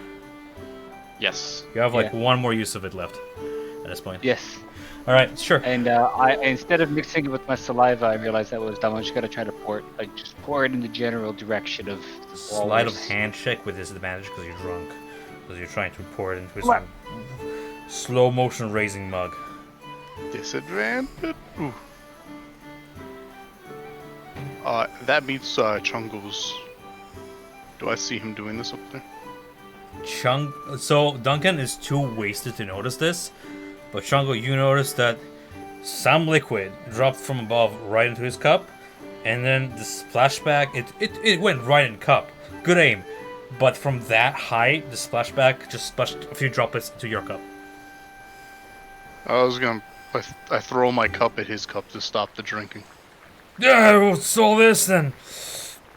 Jungle saw something drop and drink.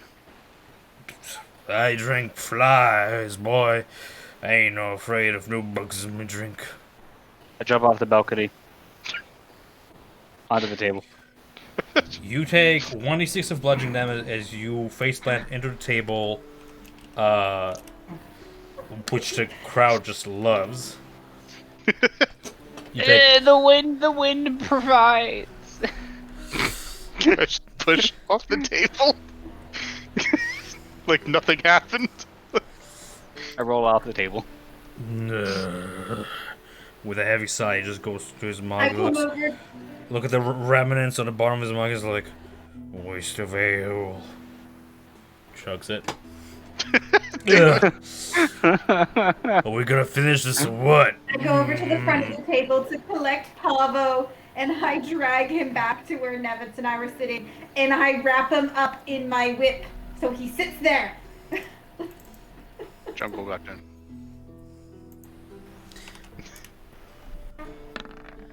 That's my con save. Cool. Are we gonna do this, boy? What? He's gonna roll with disadvantage on the next Slammed round. it down. He slammed it out. He's gonna roll with disadvantage on the next round. Hey. 8. And he goes halfway through the drink before he's like, no, ain't right. And he Ain't looks, right. look at his. He looks at the other mug and he squints and he sees like this trailing of like something green and poison colored, just dripping. He looks at Chungo and he's like, "Did you, boy, poison?" Passes out, just face down, as the crowd goes wild. And the bartender just stares down and is like, "We have a winner! Yeah!" But that was 2 for 2, so what's our tiebreaker? It's true. It's what's going down. It's 2 for 2 technically. Is We only have 4 players. oh yeah, you're right. What But do you wait. do? Wait, what happened? Duncan raises to his seat. Oh man, what happened? Oh, it's honor night, and you must be my challenger. Awesome ale. He doesn't seem to remember the last 5 minutes. A mix of the poison and the ale just takes its effect. Another one. What are we? 1, 2, 3, 4 mugs. Oh, this one is for the win. All right. Oh, I've been doing this a while. Did I pass out? No, that's not. The whale does not pass out. Just licks the foam off the top of his mustache. You mustache foam. This one is gonna be for the win. For Tiebreaker. the win-win. Let's go. He's still rolling with his advantage for the win-win. Jungle. Nope. He goes to like lift his cup, looks into the content of the mug, and like deja vu kicks in, and he's like, "No." Slams again into the table. Jungle downs it and slams it and gets up and raises his arms in triumph. Yeah. Now if we have a winner, because now I can do math. This is yay encore.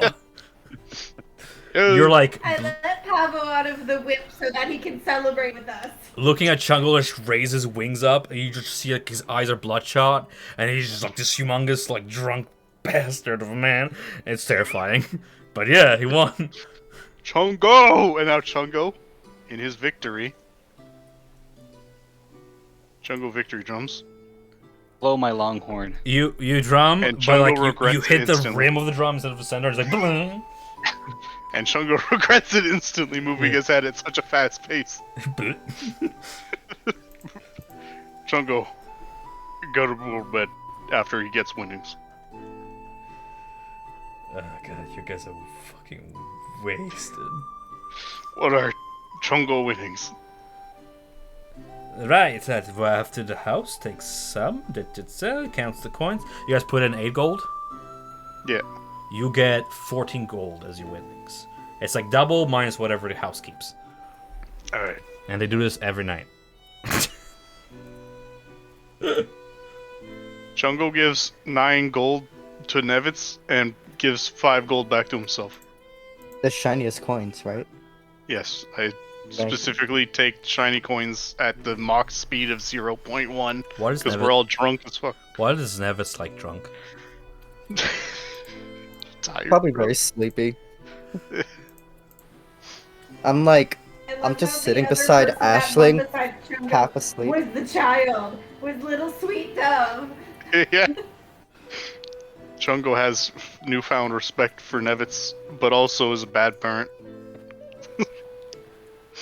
You even though Chungo's not a I parent. helped Chungo get Nevitz and Pop up the stairs, and then I go back down to go and talk to Tanya.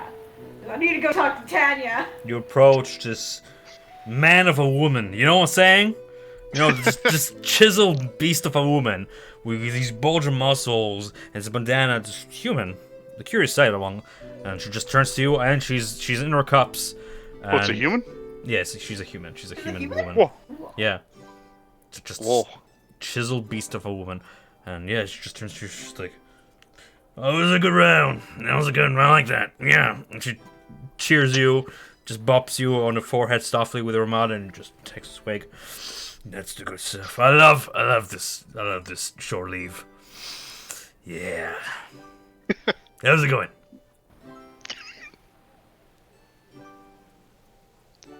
To you, girl, and I extend my paw for handshake. Oh, it's a handshake. She grabs it, gives you a good, firm, strong handshake, and she's like, "Yeah." She sniffs the air. "Oh yeah, just his muscles." Takes like a knife, and we're talking like a knife, and she's like just shaved the side of her like stubble. What is this person? Puts the knife back. You note that while she is human, she's about your height, a little bit shorter, stoutly built. Freaking That's a dwarf. 3 feet tall. She's a dwarf. I'm Oh, only it's a 4 dwarf. feet tall. I wouldn't say humanoid, but I said human by accident. Yeah. I see, it's the dwarf. I'm Yeah, like, she's a freaking short human. Dwarf females have beards. I love that. yeah they do. Yeah. She's only like 3 feet tall. No, dwarves Those are are the pretty shortest tall. human They're like ever. 5.5 feet. They're shorter than the average person, but Yeah. they're pretty. They're They go stout, to like but 3 to 5. yeah, Some shit. Okay, Yeah. so she's taller than me. like gnomes are short. Like Yeah. dwarfs are like good height. They're just stout. Stout. chiseled. Dwarfs are manlets. Yeah. I Yeah, look up yeah, at yeah. her She and says I to herself, smile like, and looking at herself in and the I mirror. pat her Yeah. shoulder and I say, you continue to have a really good evening, and one of these days, we're gonna have a rematch. It's That gonna will. happen. No, wait, I'm telling you. You want another competition? I want to arm wrestle you. I got a stomach, but I can I think beat I'll you? pass on that one, but maybe something a little Yeah. bit more that requires a little bit more cunning. I think I could do something of that nature. What's cunning? You already beat her. You already won. I know. I You're know. like, aha, I won the game. She just like takes out her dagger and she's like, Toss cutting. the coin. How about that? What? What a game of toss the beautiful. coin. We toss a copper to a cup at the other end of the table, and the first one to get, I don't know, first one to get it in the cup wins. She takes her mug, finishes their drink, checks out it's empty. Yeah. Slides it down the counter, or just slides like, I don't know, 2, 3, 7 feet away. Alright. You got this. She doesn't look like she got this. She looks pretty smashed. You were pulling it together, but she kept drinking out of the competition. This is what she does for a living, aside from sail, probably. Probably. Maybe she drinks on a boat. Throw your coin. Yeah, dude. sailors drink whiskey. Just your coin, do your cunning. She threw the, oh my god, cup all the way to like the other side of the The other table side of the for you. counter, just like clunking against like other cups. It's gonna be like a dexterity roll. So you ready, Tanya? You ready for this test of cunning, or I'm not sure if cunning the right word, but Yeah. we're gonna run with Verity. cunning. Uh-huh. Yeah. So what am I rolling? Just pure dex. Just to see how well you can aim it. Dexterity. Yeah. Because d20 plus your dexterity modifier, which is like a range attack. Uh, Well, she's gonna roll dexterity with disadvantage because Tanya's Tanya. is Tanya the champ of the night? Subway, yeet! You just hear a clink. She didn't even look at the cup. She's just like half asleep. Cunning. Easy. That isn't. I put my elbows on the table and I sink my head into my hands and I just shake my head and then I look back at Tanya and I just like, what just happened? And I just walk away with my head held low and I walk back up the stairs. She reaches with her dwarf hand all the way 7 feet to the end of the counter, leaning, reaching for the cup. 2 coins rattle within. She's like, downs it.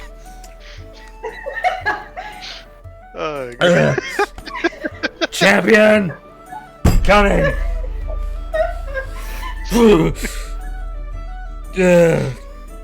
God damn it. Got shit gold. Once I'm upstairs, I brush Flair's neck fur and I put out a few dried fruits for her and I just tuck myself into bed in shame. Are you all sharing a room?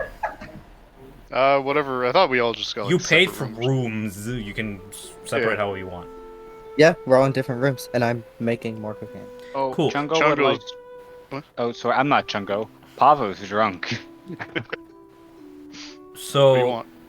is who? Nevis is already in bed, I imagine, because you petted him to sleep, yeah? Maybe. Unless Yeah. he woke up to do It's his up to you. drugs. Are you doing something in your room, or that's what I'm asking? Drunk? Yeah. Drunk science. You want to talk about it now, or like you can Yeah. just grab it? Yeah, so before Levitz was, he had he had 2 cocoa leaves soaked in, the vials of caustic slime, left them out to dry, and I was gonna do what he does to make this into cocaine. Like since It's already, you it's can prepared and everything. Synthesize it. just roll me a normal alchemy check or whatever your tools check, because you are proficient with them. Even, I mean, like you did pretty good in competition. And you're handling booze quite well for a little child. It's not so something we should be saying. No, it's fine. It's whatever. It's Humblewood. It's D&D. Yeah, it's. Gonna get advantage on that. Isn't that when you cast I need this. spells? I can do it on It's Ability ability checks. Cool. checks. I'm gonna carry that over for the next day. I don't care what it says if it doesn't refresh. Fuck. You ruin your batch of slime, but you still have like one batch of leaves left. Whatever, like leaves are unlimited. You can keep trying pretty much. You have gathered enough through your foraging, but like that slime is gone. The caustic slime you got from the other alchemist's camp, you just ruin it. It becomes this useless muck that might as well be garbage. Or put it in some of his drink. I don't know. Whatever. Still have it, but it's not acid anymore. Alright. And you feel the tides of chaos take over. Go ahead and roll a d100. I'm gonna regret this immediately. I just realized where you are. Fucking blows up my id. Oh 27. no! What's You 27? need a tides of chaos. I'm gonna make you an actual table that you rule in the d20 because I don't want to have to look this up. What is it? Wild magic table? Yeah. It's Wild surge. I'm sorry, wild surge. I shouldn't have to look this up every time. So I'm gonna make it. Wild magic search. Yeah. 27, my dude. You just feel this like rush of magical haste take over. You just become a little bit jittery. Pretty much any spell you cast from now for next minute is gonna be a bonus action instead of an action. And for next minute, you just feel this rush of sparks moving through your bloodline, through your blood veins and stuff, and it's. Zap, zap. It comes to pass unless you want to use it, but Could have been worse. Yeah, it's true. You've discovered something new about yourself. You can do this. I imagine I would just repeatedly cast dancing lights and prestidigitation because I can feel like inside of me that my magic is Yes. just passing faster, and I- I'm just creating like a bunch of sparks and lights all over the place. I'm just playing with my magic. I ruined my batch of slime. Woo! All right. Hi. Jungle locked his door and passed out. Face down on your pillow in your jump. Yep. Just one file. Boom. Yep. Pavel, what's up? Oh, Pavel would like to go hire a wench for cuddles and then pass out in her arms. Sure. feeling love. You approach a bartender, who's like, change of mind. Good, good. Any preference at this hour? We have all sorts. What do you got? All sorts. Oh. Thank you for repeating it. Give me the softest one you got. Softest. Any preference of men, women? Women. Aye. That'll be like you want for like in the night. They go for. Let me look up my wench prices real quick. Yes. My wench prices that I have Prostitute written prices down. 5e, please. Companionship. So he offers service of companionship depending on an individual's preferences. In case of characters looking to spend a night with company, the services is costly, costing 3 gold pieces for a night per companion. I have 2 gold, and all I wanted was cuddles. You know what? 2 gold. I'll take it. You deserved it. And Yes! I imagine Cuddles! you wouldn't be able to perform anyway, so it's fine. That's an expensive wench. I've warned you now. Extra services, anything special is extra, so don't you go beyond the scope. Oh, Anyway, I think she'll I'll be right barely make over. her through the door. I just want to be held for one. So you go to your room. Everybody else is pretty much passing out at this point. I don't know what Aisling is doing. We'll be right over. Aisling, if you're watching this, you watch this happen. About 10-ish minutes pass, and you get knock at your door. Well, I'm already sleeping. After my shameful second round with Tanya, I went upstairs and I took care of Flair and I went to bed in shame. Fair enough. So, Pavel, you just hear at your door. He's already passed out. She gets paid for nothing. Hunter, What? Hello? you hear knock at your door. It's not picking up the knocking on your table, by the way. Knock at your door! Let me go get that. He says to himself. But yeah, you're the only person in your room. Just tap on your mic. Knock him. What? That's wait, terrible. wait. I didn't get a wench. You bought The the cuddle? lunch. I'll go to the Why door. don't you shut with your my cane. door. You open the door, and standing before you is a raptress. She has this like sheen to her feathers, like freshly bathed, like almost like a golden sheen to her feathers, and a little glitter under her eyes and above. She's, decorated, a little flirty line on her beak. And she just looks at you. Hi. Come in. Make yourself Could at be home. worse. I will. And she puts her hand on your chest, pushes you into the room, closes the door behind her, fade to black. Oh no, I just want to cut off. They cut off. She's an aggressive Watching one. our silly children's channel. Shango, you wake up halfway through the night to some weird noises. Some weird cuddling, No, that's cuddling extra. noises. Cuddling noises! No, choke me. Help, I'm being killed. You wake up in the night, in the Shango's middle of the gonna night, some roll weird over. noises just... It sounds like Is that Papa's just dying? It sounds like Papa's getting stabbed. I'm just gonna roll over and ignore this and pass out again. I start seeing lights everywhere and sparks. Yeah. Chungo doesn't understand. How long does dancing lights last for? 10 hours? Cool. Anyway. Alright, cool. Yeah. The next morning, each of you awaken to another knock at your door. Did that pick up this time? No, it didn't. No? No. It like picked up the very end of it, but that's it. That's good. That means my mic is actually operating with loud sounds being cut off. Alright, slam your table. Yeah. Slam the table. What? Slam your table. I'm gonna break it. It's an IKEA table. Alright, fine. I assembled it myself. Trust me, I know what's holding it up, and I'm surprised with 2 monitors and everything that's on it. It's still up. Yeah, you all awaken to like a knock at your doors, one by one. The door opens, and you realize whoever opened it has a key to your room, a master key, for it is the bartender, the innkeep, the Vulcan innkeep, who, stepping into each of your rooms, snaps his fingers, conjuring a few floating motes of soft light around the room, giving it a dawn-like feel. It is about morning, you can hear the birds outside.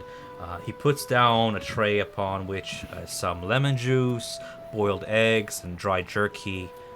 And Django addresses you as he comes into your room. Something to nurse your hangover. Nothing like the hair of the dog that bit you to make the headache go away. He pours a small bit of whatever he had last night into your cup. Jungle takes it nicely and takes a swig.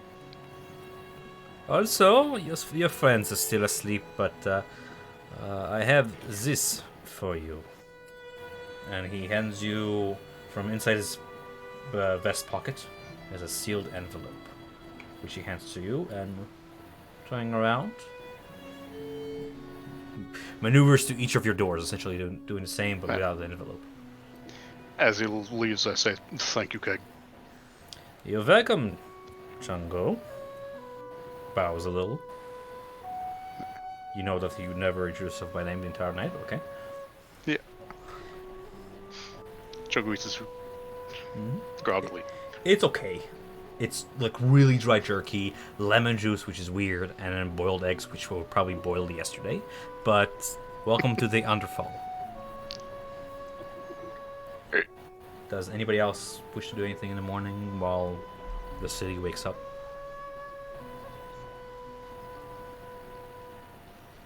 I just spend some time in my room after I wake up, just bonding with Flair some more, just brushing her and making sure that she's been fed, and then just kind of Following self-pity. Is she putting out just for hanging anyone out with else? Flair.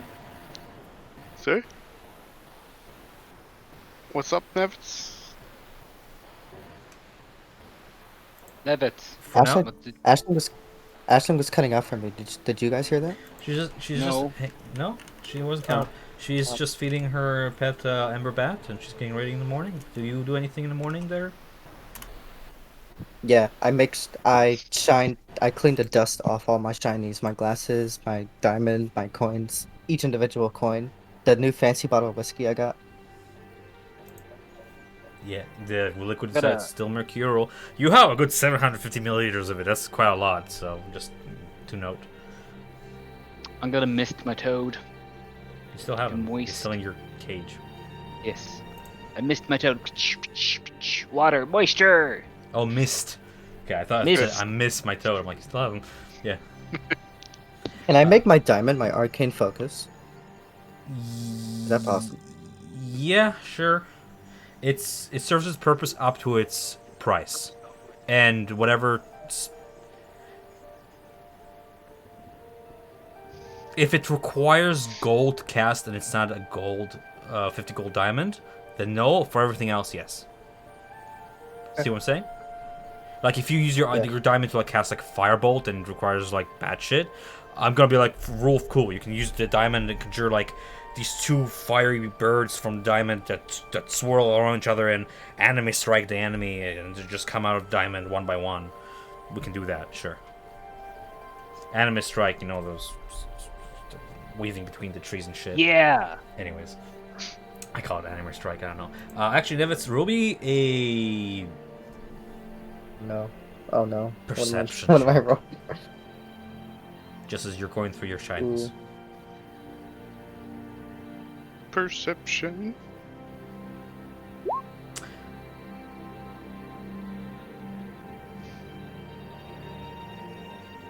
It turned out very... I just realized why am I making a rule? You're looking for it. So as you go through look for your diamond, it's missing. Yeah, I was like, why am I making him roll it? He literally just said he's going for his diamond. Yeah, Oh my god, it's missing. it's missing. You realize that you're not sure what the window of somebody taking it from you is, but you had it yesterday when you were heading into the bar when the guard gave it back to you, and now it's gone. I know who stole it. Do The you? beggar girl that I Ooh. drunkenly saw before I went up the staircase. You hear Pavel say from your door frame as he leans against it. You see like his feathers are slightly more ruffled than usual. He has like hug marks around Yes, his hug neck. marks. Yes. I've been hugged All night. all night. Levitz, Levitz Raptoress comes out his room. walks behind his back holding bed sheets. Just out of you. Levitz comes out of his room with tears in his eyes. He sees Pavel. He's like, my diamond is missing. Don't worry, Nevitz. We will find the rascallion that stole your precious gem. I'll go ask the barkeep if he knows the person in question.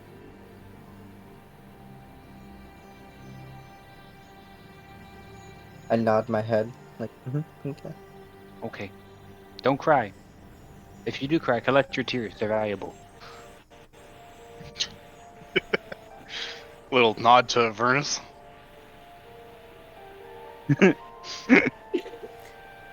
What's the seal on the letter, on the envelope? It is the same mark, an eye slitted between two pairs of jaws. Okay. I guess I'll just I guess those two are doing their own thing. I'll just get Ashley to come in and show her the letter I got. So did you come to my room, or did I go, or did you ask me to go to your room? I guess I came to your room and I was like, "Are you busy?" Hi, my Megan. You can I have let that. him go. I let him go into the room and I asked him why he's there. You're my Megan. The other Megan is the D&D Megan. Yeah. Chungo will. Is there a seat in the room? There's a bed table, like a table and a single chair in front of it. Share space. Alright. Yeah. I'm just gonna be like, do you know where Pavel and Nevitz is? Pretty sure they're still in their rooms, getting ready for the day, or perhaps they're just recovering from the effects of last night. Did I hear my name? I pop into the door. You're literally The like a wind hallway does across from guide each other. things to me after all. Come on in, Pavo. Don't be just a wallflower sitting in the door frame. I am the door frame. I pull both of them in with Nevitz too. And then I'll close the door. So Nevins is there in the hallway too. He just appeared. Yeah, I was here. Just with teary eyes, Oh, sniffing. cool. What's wrong with you, Nevitz? Teary-eyed. My diamond is Sweet missing. Dove, why are you teary-eyed? My diamond is missing. Alright, we'll get to that. Diamond's missing. Yes, Just yes. kind of like I made turn a child my head cry. And look at Pablo without saying anything. Alright. I look out the door and look if there's anyone in the hallway, and then I close the door, seeing no one's there. If no No. one's there. I mean, having delivered the breakfast trays and stuff, the barkeep heads downstairs to just take care of the kitchen and whatnot. Hear Okay. rattle of mugs and cleaning up and stuff. Yep. So I'll close the door and be like, in hushed voices, Chungo knows owner of bar from Bandit Coalition. What does this note to curtail? Yeah, Chungo got a note from him. Chungo thought open up with you guys so that nothing is amiss. You know what I mean? So Chungo opens letter. You open the letter, ripping the seal open. The seal is in this blackish wax with, again, the sigil I described. Inside is a single sheet of parchment The sheet is medium-sized, hefty, certain paper, but there are so few words on it, dead in the middle, written in a script that sends you back. In your years in the Coalition, it was very key to learn the old language of Vulcan, a sort of code language, if you will, not spoken by most birdfolk, no, most humble folk rather, and not spoken by any birdfolk, for it is Vulcan. You know few words, and you recognize a few on a sheet. Saying, "Forgiven. Join tonight. Crawl."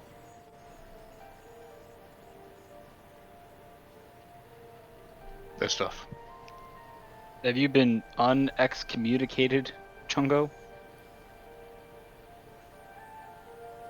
Chungo technically not excommunicated, or whatever that word means. Chungo left to find better path for the Coalition. You note the side of the envelope has a little bit of blood, but not from the outside. It's more like it's seeped from the inside a little bit to the outside. And you feel something hard in the corner of the envelope. I grab what that is and pull it out. A single fang. Is it a fox fang? Looks canine. Roll medicine check. Is it a cat fang? Oh no. Medicine. Chungo's bad at medicine.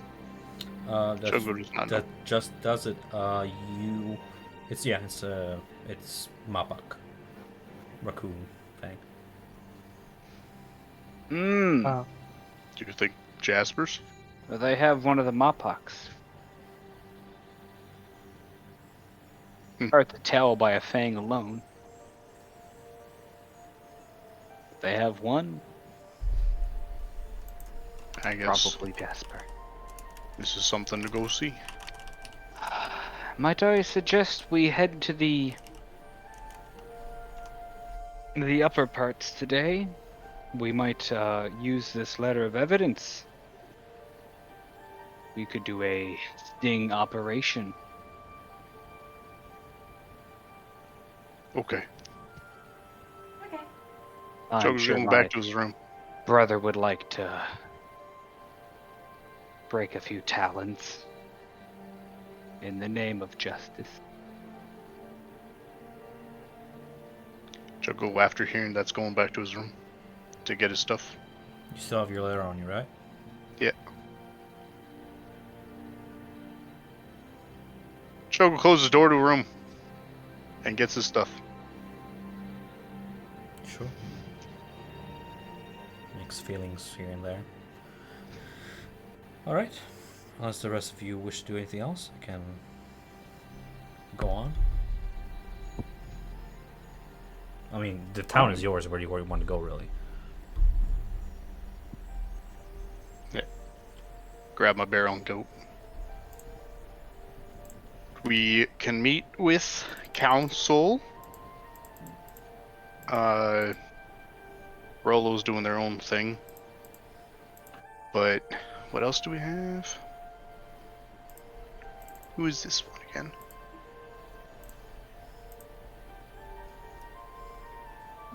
Nomadic. Who is this? Jonal Hanu. Ooh.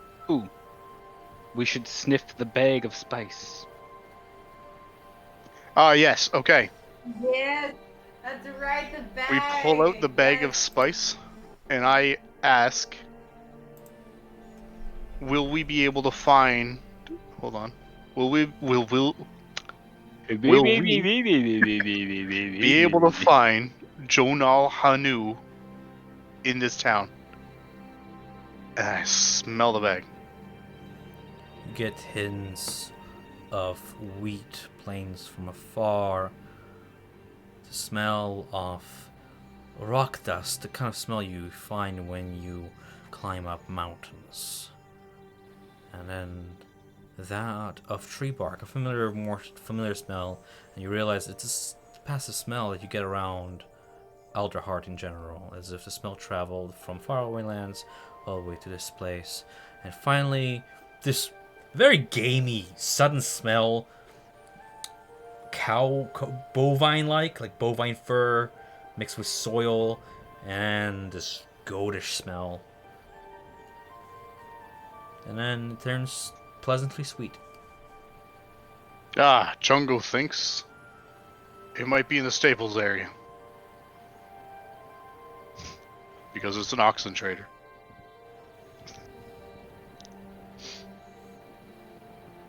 I think. It wasn't a bad smell. It's Willow Yeah, it was Woe. a good Yeah. Why would it be the stables? The stables are where the horses are kept, not the oxen. I mean, it's an animal of burden. I suppose. Chungo just thinks that's where burden animals go.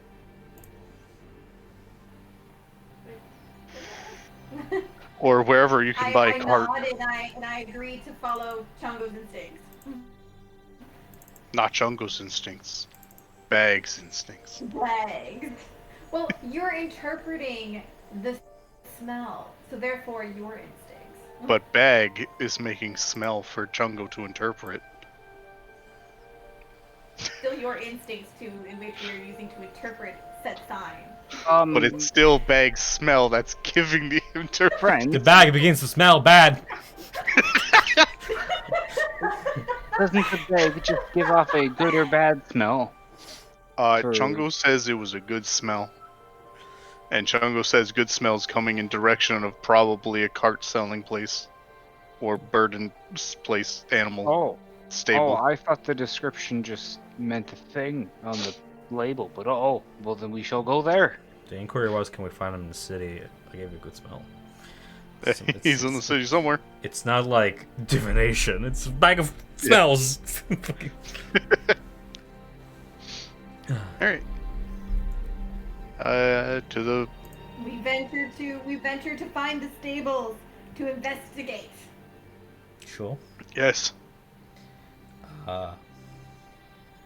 You don't remember any stables in the Underfall per se, but you do remember when you were just heading toward the city, among the ground, where most of the humble folk kind of work the farmlands and all that, the more the open area on the forest's edge. You did pass by a few stable-looking buildings and fields and grazing fields and fences where a few horses were resting, and though it is kind of hard to think through your hangover, you vaguely recall huge beasts that may have been oxen.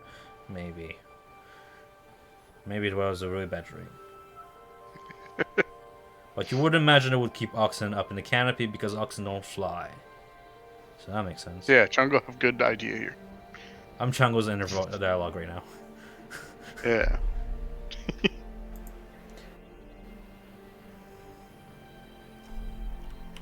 Alright, so we go, right?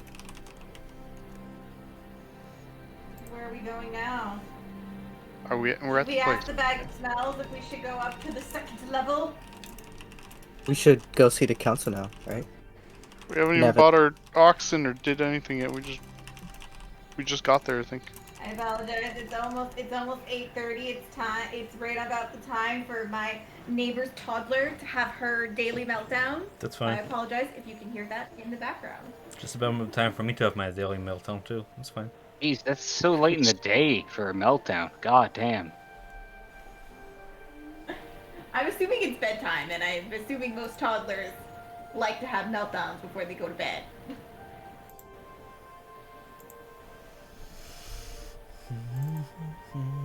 To the council. Anyway, Where are you guys heading? Council. to the smelling salts or the smelling bag thingy. Where are we going next? Decide.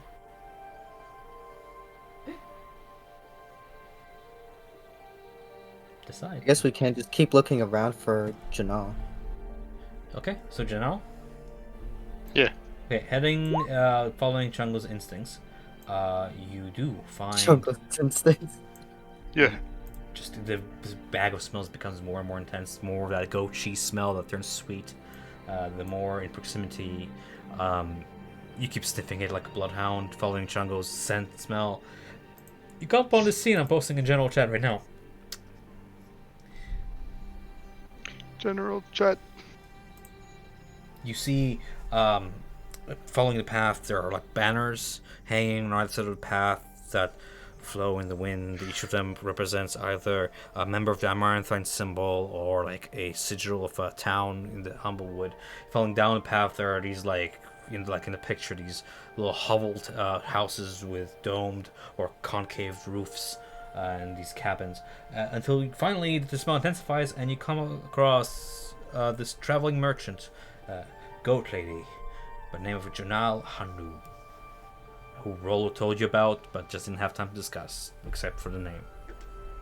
Whether merchants sail the seas at lengthy voyages from faraway ports or cross through the western horn-ridged mountains, you see folks from all over Everdeen found here at the foot of a tree, just hauling their goods into the city and using the lifts to, same as Eliza, get their goods either to the canopy or to the lower market. And there she stands by this large oxen in this traveling cart. She's like a middle-aged Capran merchant. Looks foreign to this land. Looks more like she's from the mountainous regions. Those of you who know your vague history know of a faraway land called Firndelville. Fuck that. Firndelville. An unpronounceable land region beyond Humblewood. It is so unpronounceable you barely remember what it's called. But it's Firndelveld. What a fucking name. Get more letters. Firndelveld. Pronounce that shit. Fernveld? Fernveld, I guess. But probably with more of an accent, other thing. Maybe. Yeah. The goat looks Fernveld. like she's like well traveled. Looks like she's trekked across the mountains for quite some time, and we caught her just now arriving into town. She peddles a few trinkets with a passerby before making sure the oxen is nice and secure and carrying on into the city. What do you do? Yeah. Dear friend. So we need to buy a cart and an oxen is what we probably want from her. But also just let her know that Susan's doing good is another thing we can do. So who wants to strike up that conversation? Who's a conversation? Oh yeah, Eliza told you about her, not Rollo. Right. I was like, where did you get the information? Yeah, okay. Susan, right. Yeah.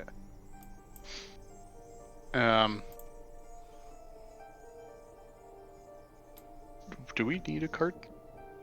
I guess we could use a cart, right? Yeah. Yeah. No reason not to get a cart. And an ox. I'll wave her down. She waves back and she goes, "Hello. I was just hello. heading in, but I haven't closed shop yet. How can I help?" I'm Chungo. This is Nevets. This is Pavel. This is Ashling. We came here on recommendation from Susan. Ah, Susan. Well, I've sent her my best, and I thank her for sending you my way. I am Jonal, but friends call me Joan. Okay, Joan. Hi, We are. Yes? Go. Go. No, you go first, ma'am. Good. Alright? She points toward her like provisions. You see like provisions that cater to explorers and adventurers alike. She even now keeps her shop well stocked with items useful for traveling around Everden. You're able to find any kind of adventuring gear among her stuff, especially these like very unique looking lanterns and camping supplies and rations from all around, suited for long journeys. She does keep a small supply of weapons on hand as well as just for travelers who will travel through dangerous lands.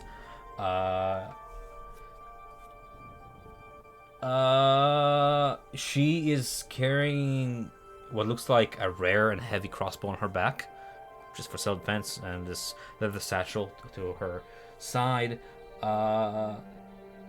You see all manner of like beast whistles, Gargarth wool clothes. Again, these like really well shaped, personalized lanterns, steep rations, travelers' guides, and an array of oxen following her. It seems that the bull, who she introduces, Bellu, is his name. Bello. Bellu, he's a Gargath, which is what they call large oxen. Who seems very well cared for, clean, and the rest of the herd following this bull, Alpha, seems to be in the same condition. Okay. They're like You don't- immense. You don't sell carts, only the beasts of burden, right? I built them myself, but I'll need to commission them. It will take me about a day to complete a commission. Okay. How much for a cart and a beast of burden? Or whatever, what's the Garganth? Let me just check my catalog. Now, you want a cart or a wagon? A wagon is more like a tarped over wagon, like more like a barrel wagon, whereas a cart is like open air and just made out of wood. Chungo looks at the rest of the party. Carts are cheap. They're like 15 gold pieces. They're made of simple wood. We two can always wheels. tarp a cart ourselves. Whereas like if the price is substantially different. Which cheaper? it like a wagon is not that much more expensive, whereas a cart is 15 gold pieces. A wagon is 35. Get the cart. Weighs twice as much and is a little bit more sturdier, can handle more rougher terrain better. And there's like she can commission chariots, but those take like a week to make, and those are like 250 gold pieces. I'm pretty sure you just don't have that kind of money. We're talking like chariots. They're like armored chariots from around the sides and stuff. Well, armored wood, thick wood, you know. Chungo would like a cart and an oxen. Sure. So a car will go you 15 gold pieces, and an oxen and barding will cost you. Are we talking like a draft oxen, which is just used for just pulling shit, or like a riding oxen that can charge into battle? Just a draft. Just a draft. You keep get a them nice safe. female oxen. She's one of the more minute ones. Her horn's not quite developed. They're a little bit stubby and cute. She goes for 50 gold pieces. Oh. 50? 50. Okay, so 75 in total. 65. 65 in total. She's throwing barding for free for you guys because it's just a draft horse and you just want to tie her to the cart. You're not riding her. Yeah. 65. Okay. Do we have a total of that much money? I have exactly $0. Chungo has exactly 5. I have 20 gold. We all look at Ashling. Worry not. Oh. So that does not equal 65. For not, you can always find me in the Lord Market, where I run. She runs like a little, what do you call it, an outlet. Her herding and her crew, the team that maintains her herd is down here, but she can find the upper market to conduct commissions and send word to the ground crew to assemble carts and make them ready for travel.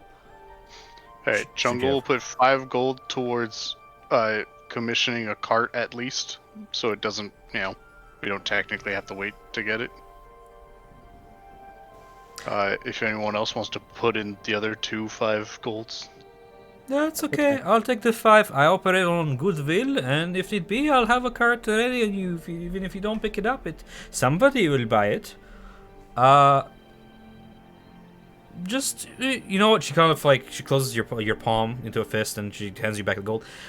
I trust you. You'll come see me, yes, and we'll conduct business.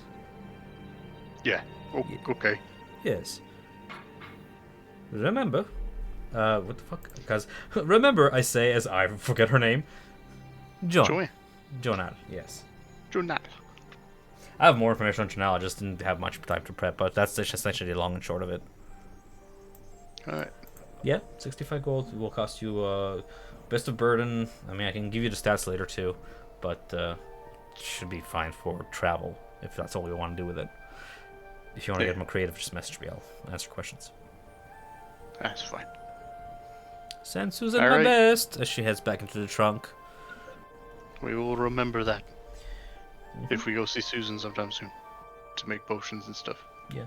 She also mentioned she offers like stabling services if you ever want to keep your oxen here. You own them still, but she'll take care of them. Feed them every day. Feeding him is like 5 silver pieces. It's pretty cheap. Stabling services, any other thing you guys will need. If you ever need like military saddles, she makes them. Brittle, bits, barding, feed. Again, anything for more armored barding and wagons and stuff, she makes it all. She's like has a monopoly on that shit. Okay. Yep.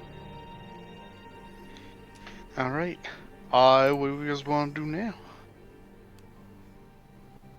We should Think go only to other the council.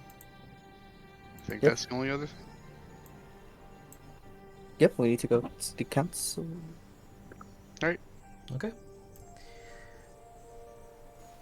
Sorry, I'm just putting my notes aside. Boop. Perfect. Didn't mess up the recording, did I? No. Perfect. Sorry, I was just opening supplements because these are. Thank you to the wonderful community of Reddit for providing so many supplements for this campaign, because all these wonderful NPCs that I'll post information on later. But as you head up to the council, you make your way up the tree trunk out of Elderheart's slum region, past destitute refugees and shabby tunnels. You find yourselves once again on the outskirts of the Bright Hollows, where that checkpoint has been laid. Now that it's morning, the gates have been raised, and there's only a couple guards, but they're mostly just keeping watch, so there's no trouble. Nobody's guarding the way.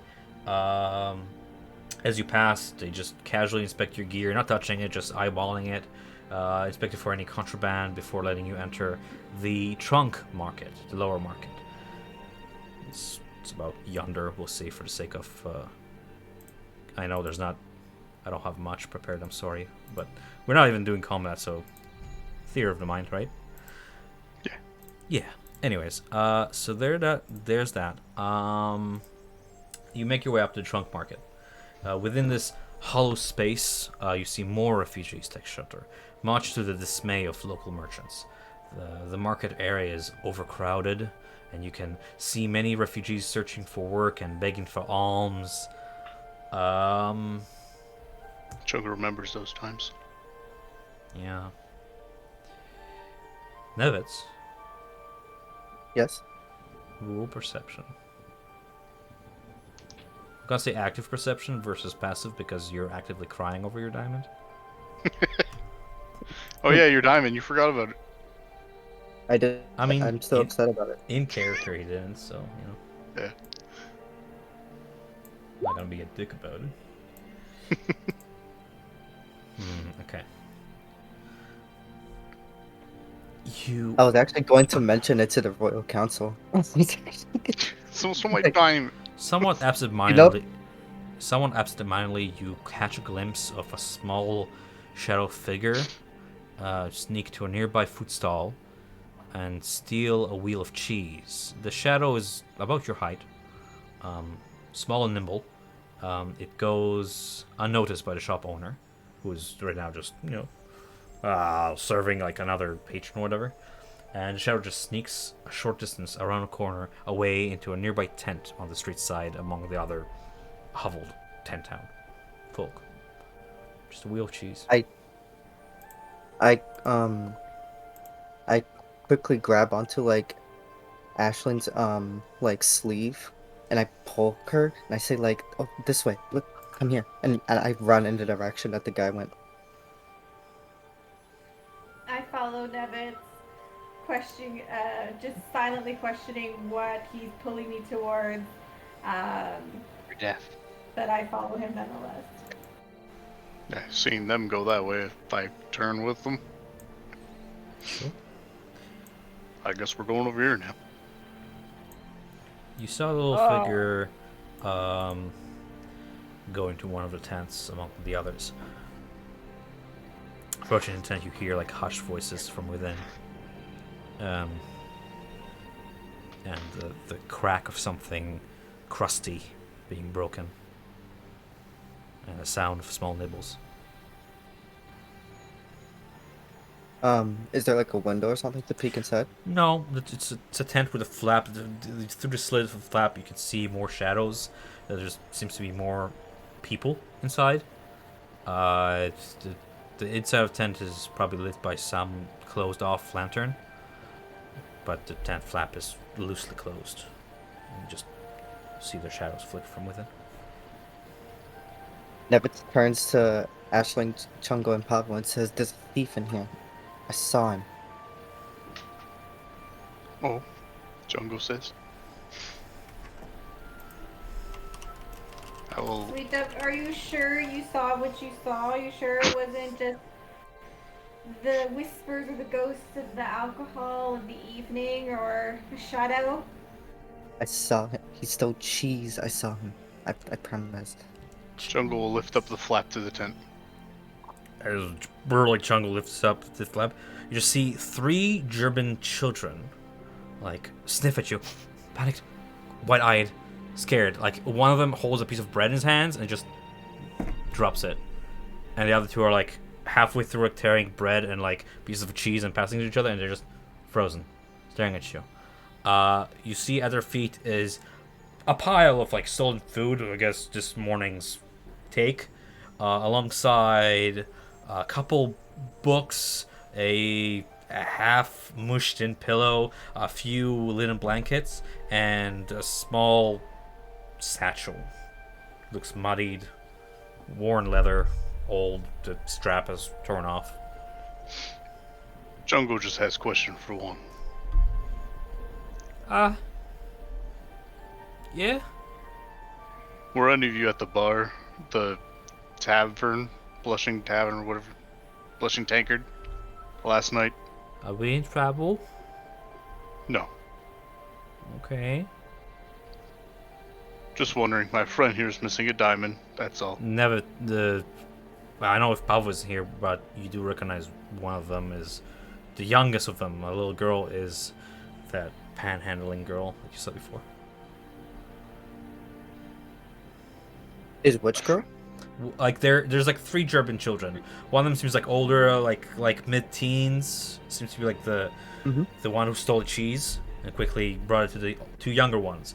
One of them seems to be like 10 years old, and there's the young girl who was panhandling in the dive bar at midnight. And she seems to be like the youngest, and she's like about 6, and she has like mud on her fur, and she looks all disheveled and thin around the cheeks and hungry to just eat bread in peace. Jungo's Nevitz gonna push to her and says, "She was there last night. I remember her." She recalls back a little bit. Chungo's friend is missing a shiny ball. She begins to stammer a little bit, and the older one's like, we didn't know what it was until we took it. We didn't mean it. We do what we must to survive, and we usually just a couple coppers or gold, but then we saw how shiny it was, and we knew we were gonna get in trouble if we brought it back. Looks down a little Chungo bit. puts his hand on their head. You're not gonna get us in trouble, will you? No, Chungo just want to circle back. Okay. You see him like rummage in the satchel for a little bit. You hear the jangle of like a lot of coins, and eventually he brings out the diamond.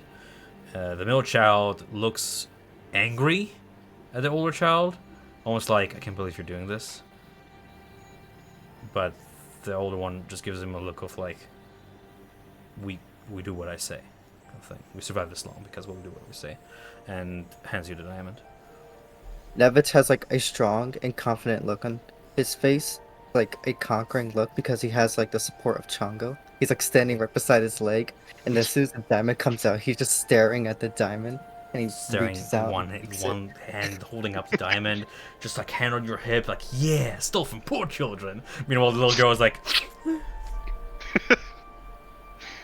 I kneel down to the youngest girl and I put my hand on her shoulder and I just kind of pat her and be like,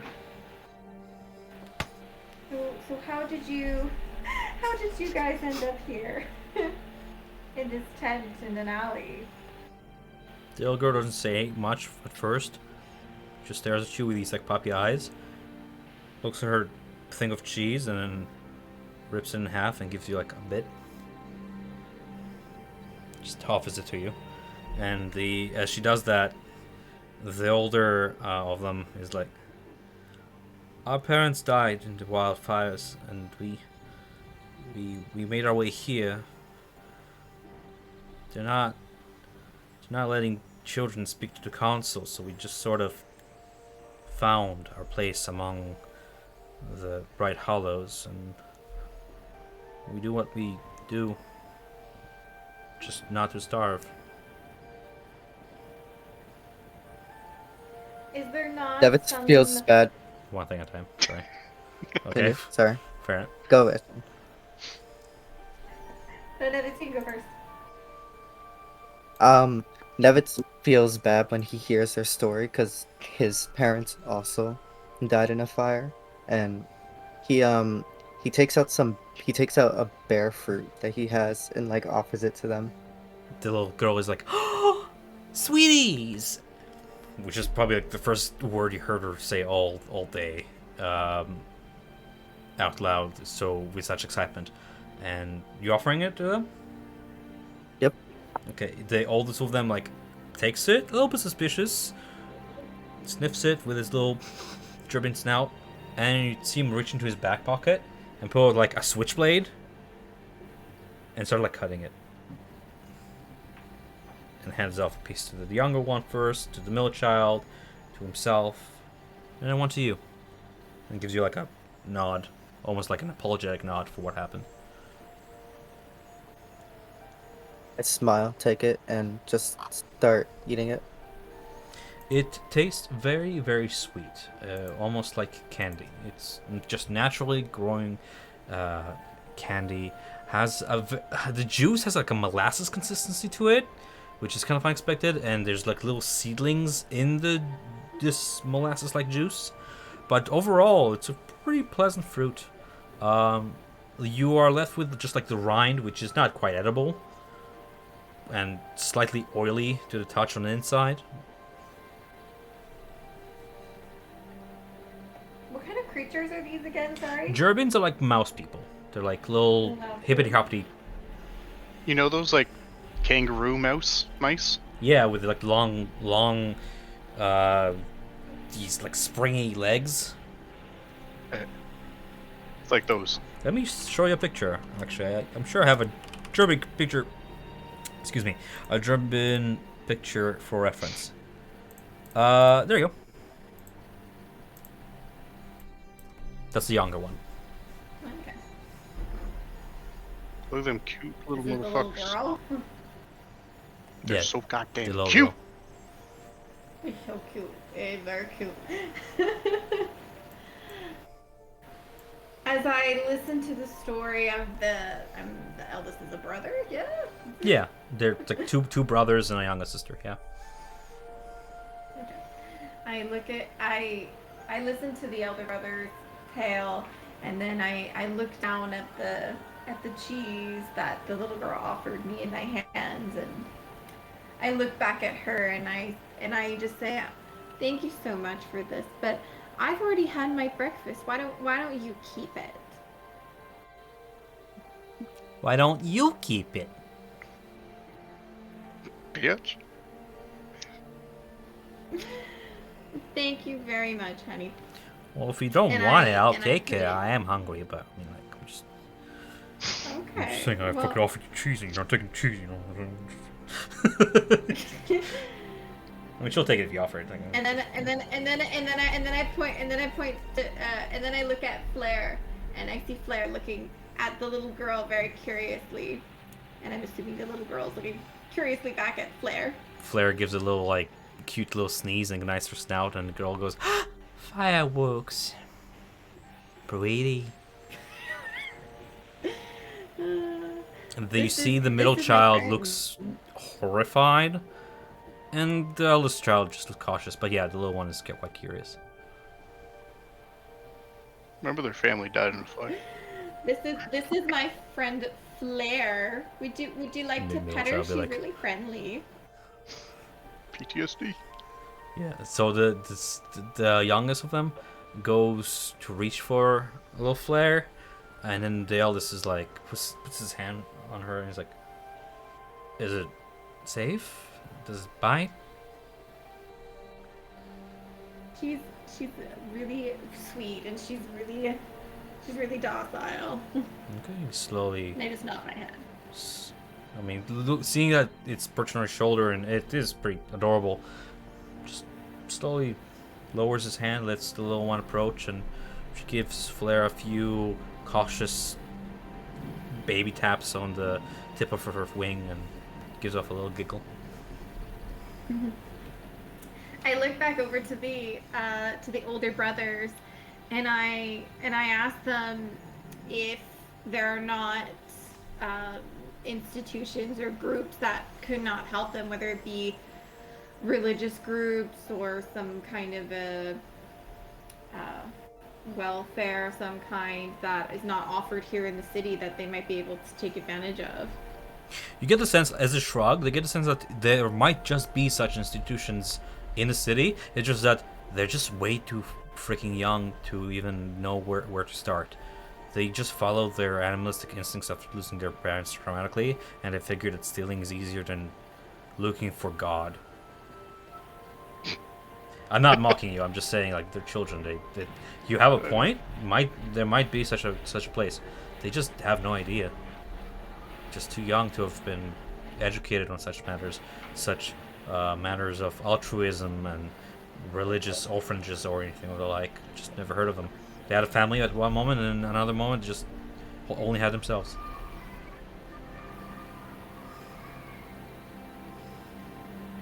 Anything to add, boys? Yeah, Chungo done what Chungo can do.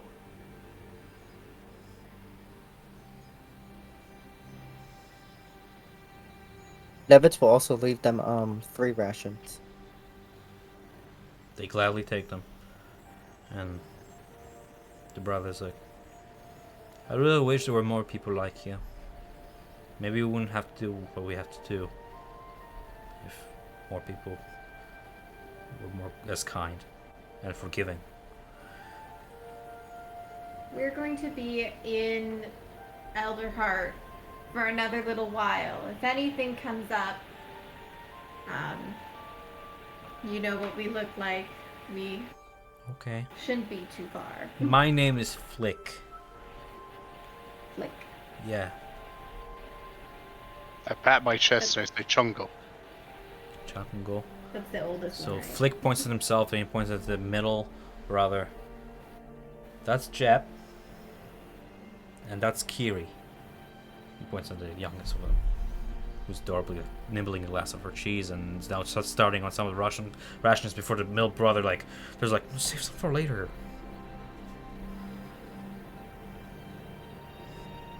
I'm gonna write those names down because I know I'm gonna forget them. Kiri, youngest. Yeah. Jep, middle. And oldest is Flick. Yeah. Older. I like it. There's 2 Ks. It's Flick. Where are the food carts nearby? The lower market doesn't feature as fancy stuff as you would imagine the high-born folk upstairs are eating, or what you saw bottled behind the bar that was smuggled in. But it does feature like simple cheeses, fruits, really cheap stuff that goes for 1 copper, 2 copper per like good serving. Fresh vegetables akin to what you saw being farmed back in the Winnowing Reach. Other goods being sort of brought in by refugees and families who have formed a community and merged with a community that already lived here. So it's a mix of, jams, fruit, cheeses, some very basic sausages and hams harvested. It is harvest close after all, and the festival is just around the corner. So a lot of that squash and pumpkin variety vegetables and other fall fruits and vegetables. Alright. Are you looking for anything specific? Yeah, I was just wondering what's nearby. There's plenty nearby to steal. Yeah. whether or not the perch guard like that or not. It's, Right. Jungle will look back inside the tent and pull out one gold piece and be like, do this wisely. This should last for a while. Your patronage never stops. This will not last us a very long while. Delosh's starting to like milk you for it. I pat him on the head. Chungo knows math. He just kind of shrugs like, okay, I tried, you know. He pockets Yeah. it. You would imagine from your days in the coalition, because coalition survived the exact same means, stealing and Yep. shit. 1 gold will last you maybe 3 days. Oh, If that's still enough days. if you're poor, you might be able to like stretch that for like a week, but it won't last long. This is like it's a solution, a very temporary one. It's a very good deed, and I'm giving you kudos for that. Actually, I'm gonna give all of you inspiration for not bashing their brains in, Wow, alright. because you know people would. Dear God, no. I'm giving you guys the inspiration because it's a fun bit. Who would bash their brains in? You stole What my you're diamond. gonna I don't do? They stole my diamond. know. Stone child. What does the inspiration do? So inspiration, you check a little box of it's on the upper left corner of your character sheet. You get to keep that point, and it's pretty much free advantage on any ability check, saving throw, or attack roll of your choosing in the future. It's a little reward that DM gives to players for cool RP or ideas. Free advantage. You get to roll 2 dice and pick the better one. Higher chance of success. Better results. As we finish our business, I'm assuming guys we're finished. Yep. Finish our business with the jerpings, and we can continue on our way to whatever we were doing before. I keep in mind what I asked them, and will keep an eye out as we continue to explore Elderheart. Sure thing. How much does Aisling know about religion in general? In Humblewood. Not Megan. How much does your character About would you say religion? knows about religion? Ashlyn is a creature of the land and knows the basics, but nothing too in depth. But does keep faith whenever given the opportunity to give prayer to the woodland gods and goddesses or deities. Okay.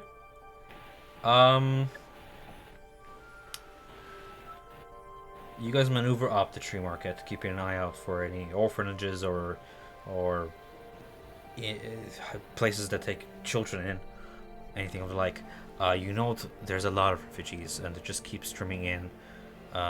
Even though it's only been a day, you guys only spent a day here, you can already tell that the tides are increasing, and perhaps Ashenbauer is not the only town that got touched by the flame as of late, because there's people flocking in and setting up tents, and more children of the like everywhere. Nonetheless, past the trunk market, further up the tree, you see the area that opens up here into the beginning to open up to like the tree canopy where the branches split off, where you come upon a neighborhood made of more modest homes connected by wood bridges and gliding platforms, literally platforms with airspace between them that bird folk mostly can just glide to and from. Looking down, I hope none of you have height issues or fear of heights, because past the tree's thick branches you are about halfway up the tree, and at this height the figures on the ground below are as small as ants. If you've ever been to the CN Tower or like, or if you live in New York and you're just used to tall buildings, just tiny minute figures on the ground. A fall from this height would surely be fatal, unless you glide. In fact, now that you're out in the open air, you do see that some bird folk literally just glide off the tree into the forest.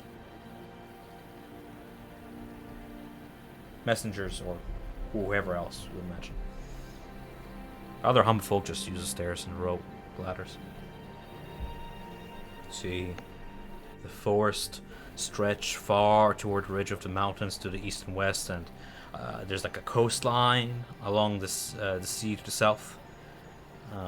Above, there's a more affluent neighborhood of high-class homes that make up the bows. You see many of Alderheart's aristocracy and high-ranking city officials reside here. People dressed in clothes that fit for like nobility. All matter of shiny trinkets hanging off their necks and making up their buttons and decorating their cuffs. Most of the people concentrated within the busy market in the canopy. High quality wares and imported goods from beyond Humblewood are laid out on display throughout the shop windows.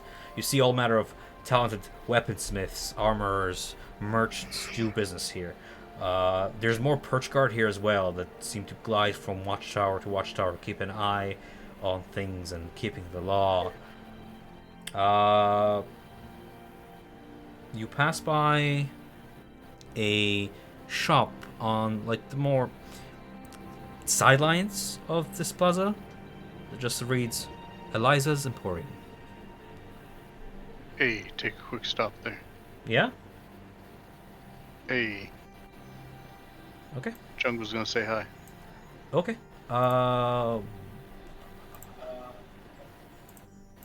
Anybody else coming with Chungo? Yeah. Okay. I'm gonna go find a bathhouse of some kind. And Bathhouse? Go to the bathhouse. In Yeah. this modest neighborhood, you take your time, and it does take you like 10-20 minutes. Maybe you ask around a few perch guard or like the local citizens, use your charismatic guile.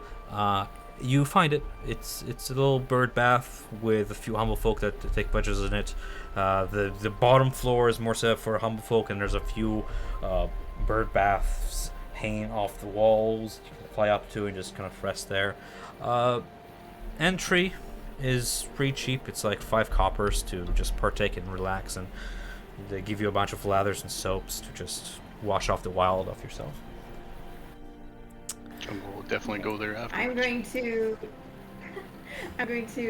indulge myself in at the bathhouse while the guys continue, and I'm gonna sign off. I thought I could get to the end, and I'm just too tired. You're just so dozing I'm off? gonna beat that. I was Okay. gonna say we could probably stop now too, because I really gotta go to bed. Okay. Sure. Do you want to do Eliza's Emporium now or next time? Next time. We'll Next start time? there. Sure. Yeah. You guys are taking your time through the city. That was like 3 hours. To Yeah. be fair. Okay. But all right, we'll stop here then. That's fair. I'll start Eliza's Emporium and all that, and we'll call it a session. Thank you for joining, which is perfect because maybe then my sister can actually sit and be a part of the council meeting. Yeah. Yeah. Whatever else. That's one reason I took every single time to go do something else. Fair call. I hope you guys had fun. I Or- know I did, especially the It's good. getting Good his time. buzz. Big drinking contest. Yeah, Yeah. welcome to Alderheart. We get Right. drunk with pirates. I am still ashamed. Yeah. I'm still ashamed at freaking rolling a 2 on freaking Dex. And I was Bro. like, what the fuck is It's this? fine. Pavel rolled Pavel that one rolled like three like times. like a statistically like what 3.5% chance of rolling 2 natural runs in a row. I guess, yeah. So it do be like I think I rolled 3 once. It was terrifying. Not a good time. Chungle, would you write for me? Oh, and then freaking Tanya. Tanya was just freaking beast of a woman. Kept rolling like Oh. 18. Yeah. Girl. Yeah, Dwarves. that's dwarves for you. I really thought I was gonna I really thought my diamond was just gone. I was like, well, shit. I guess I'm not casting Chromatic Orb anymore. Tom wanted to. Well, I'm gonna peace out. You guys have a good night. See you. Bye. Have a Yeah. good one. Night. Yeah. What are you doing, Tom? I don't know, air horn. I'm tired. I'm gonna stick around though, but you're probably gonna go. I'll stick around. Anybody a little bit else has any questions? Nope, I'm good. But I am gonna dip. longer. Right. Have a good one, Hunter. Good night, guys. Night. Night. That was funny though. Just I'm a little kid. I'm gonna drink. Chungo says no. Yes, and dude. Oh. Yes, and you gotta.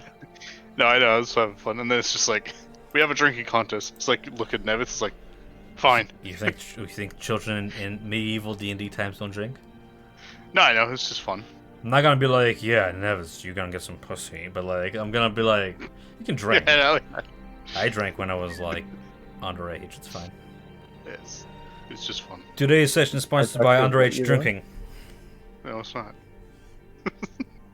No, it's not. It's sponsored by Shadow Legends. Raid Shadow. Raid Shadow Legends, yeah. Always sponsored by Raid Shadow Legends. This game has console graphics on my phone. Wow. You actually play it? No, I played it a little bit to be like, this is actual trash. Alright, Trent, you have 5 seconds to resume recording. 5, 4, 3, 2, Nick.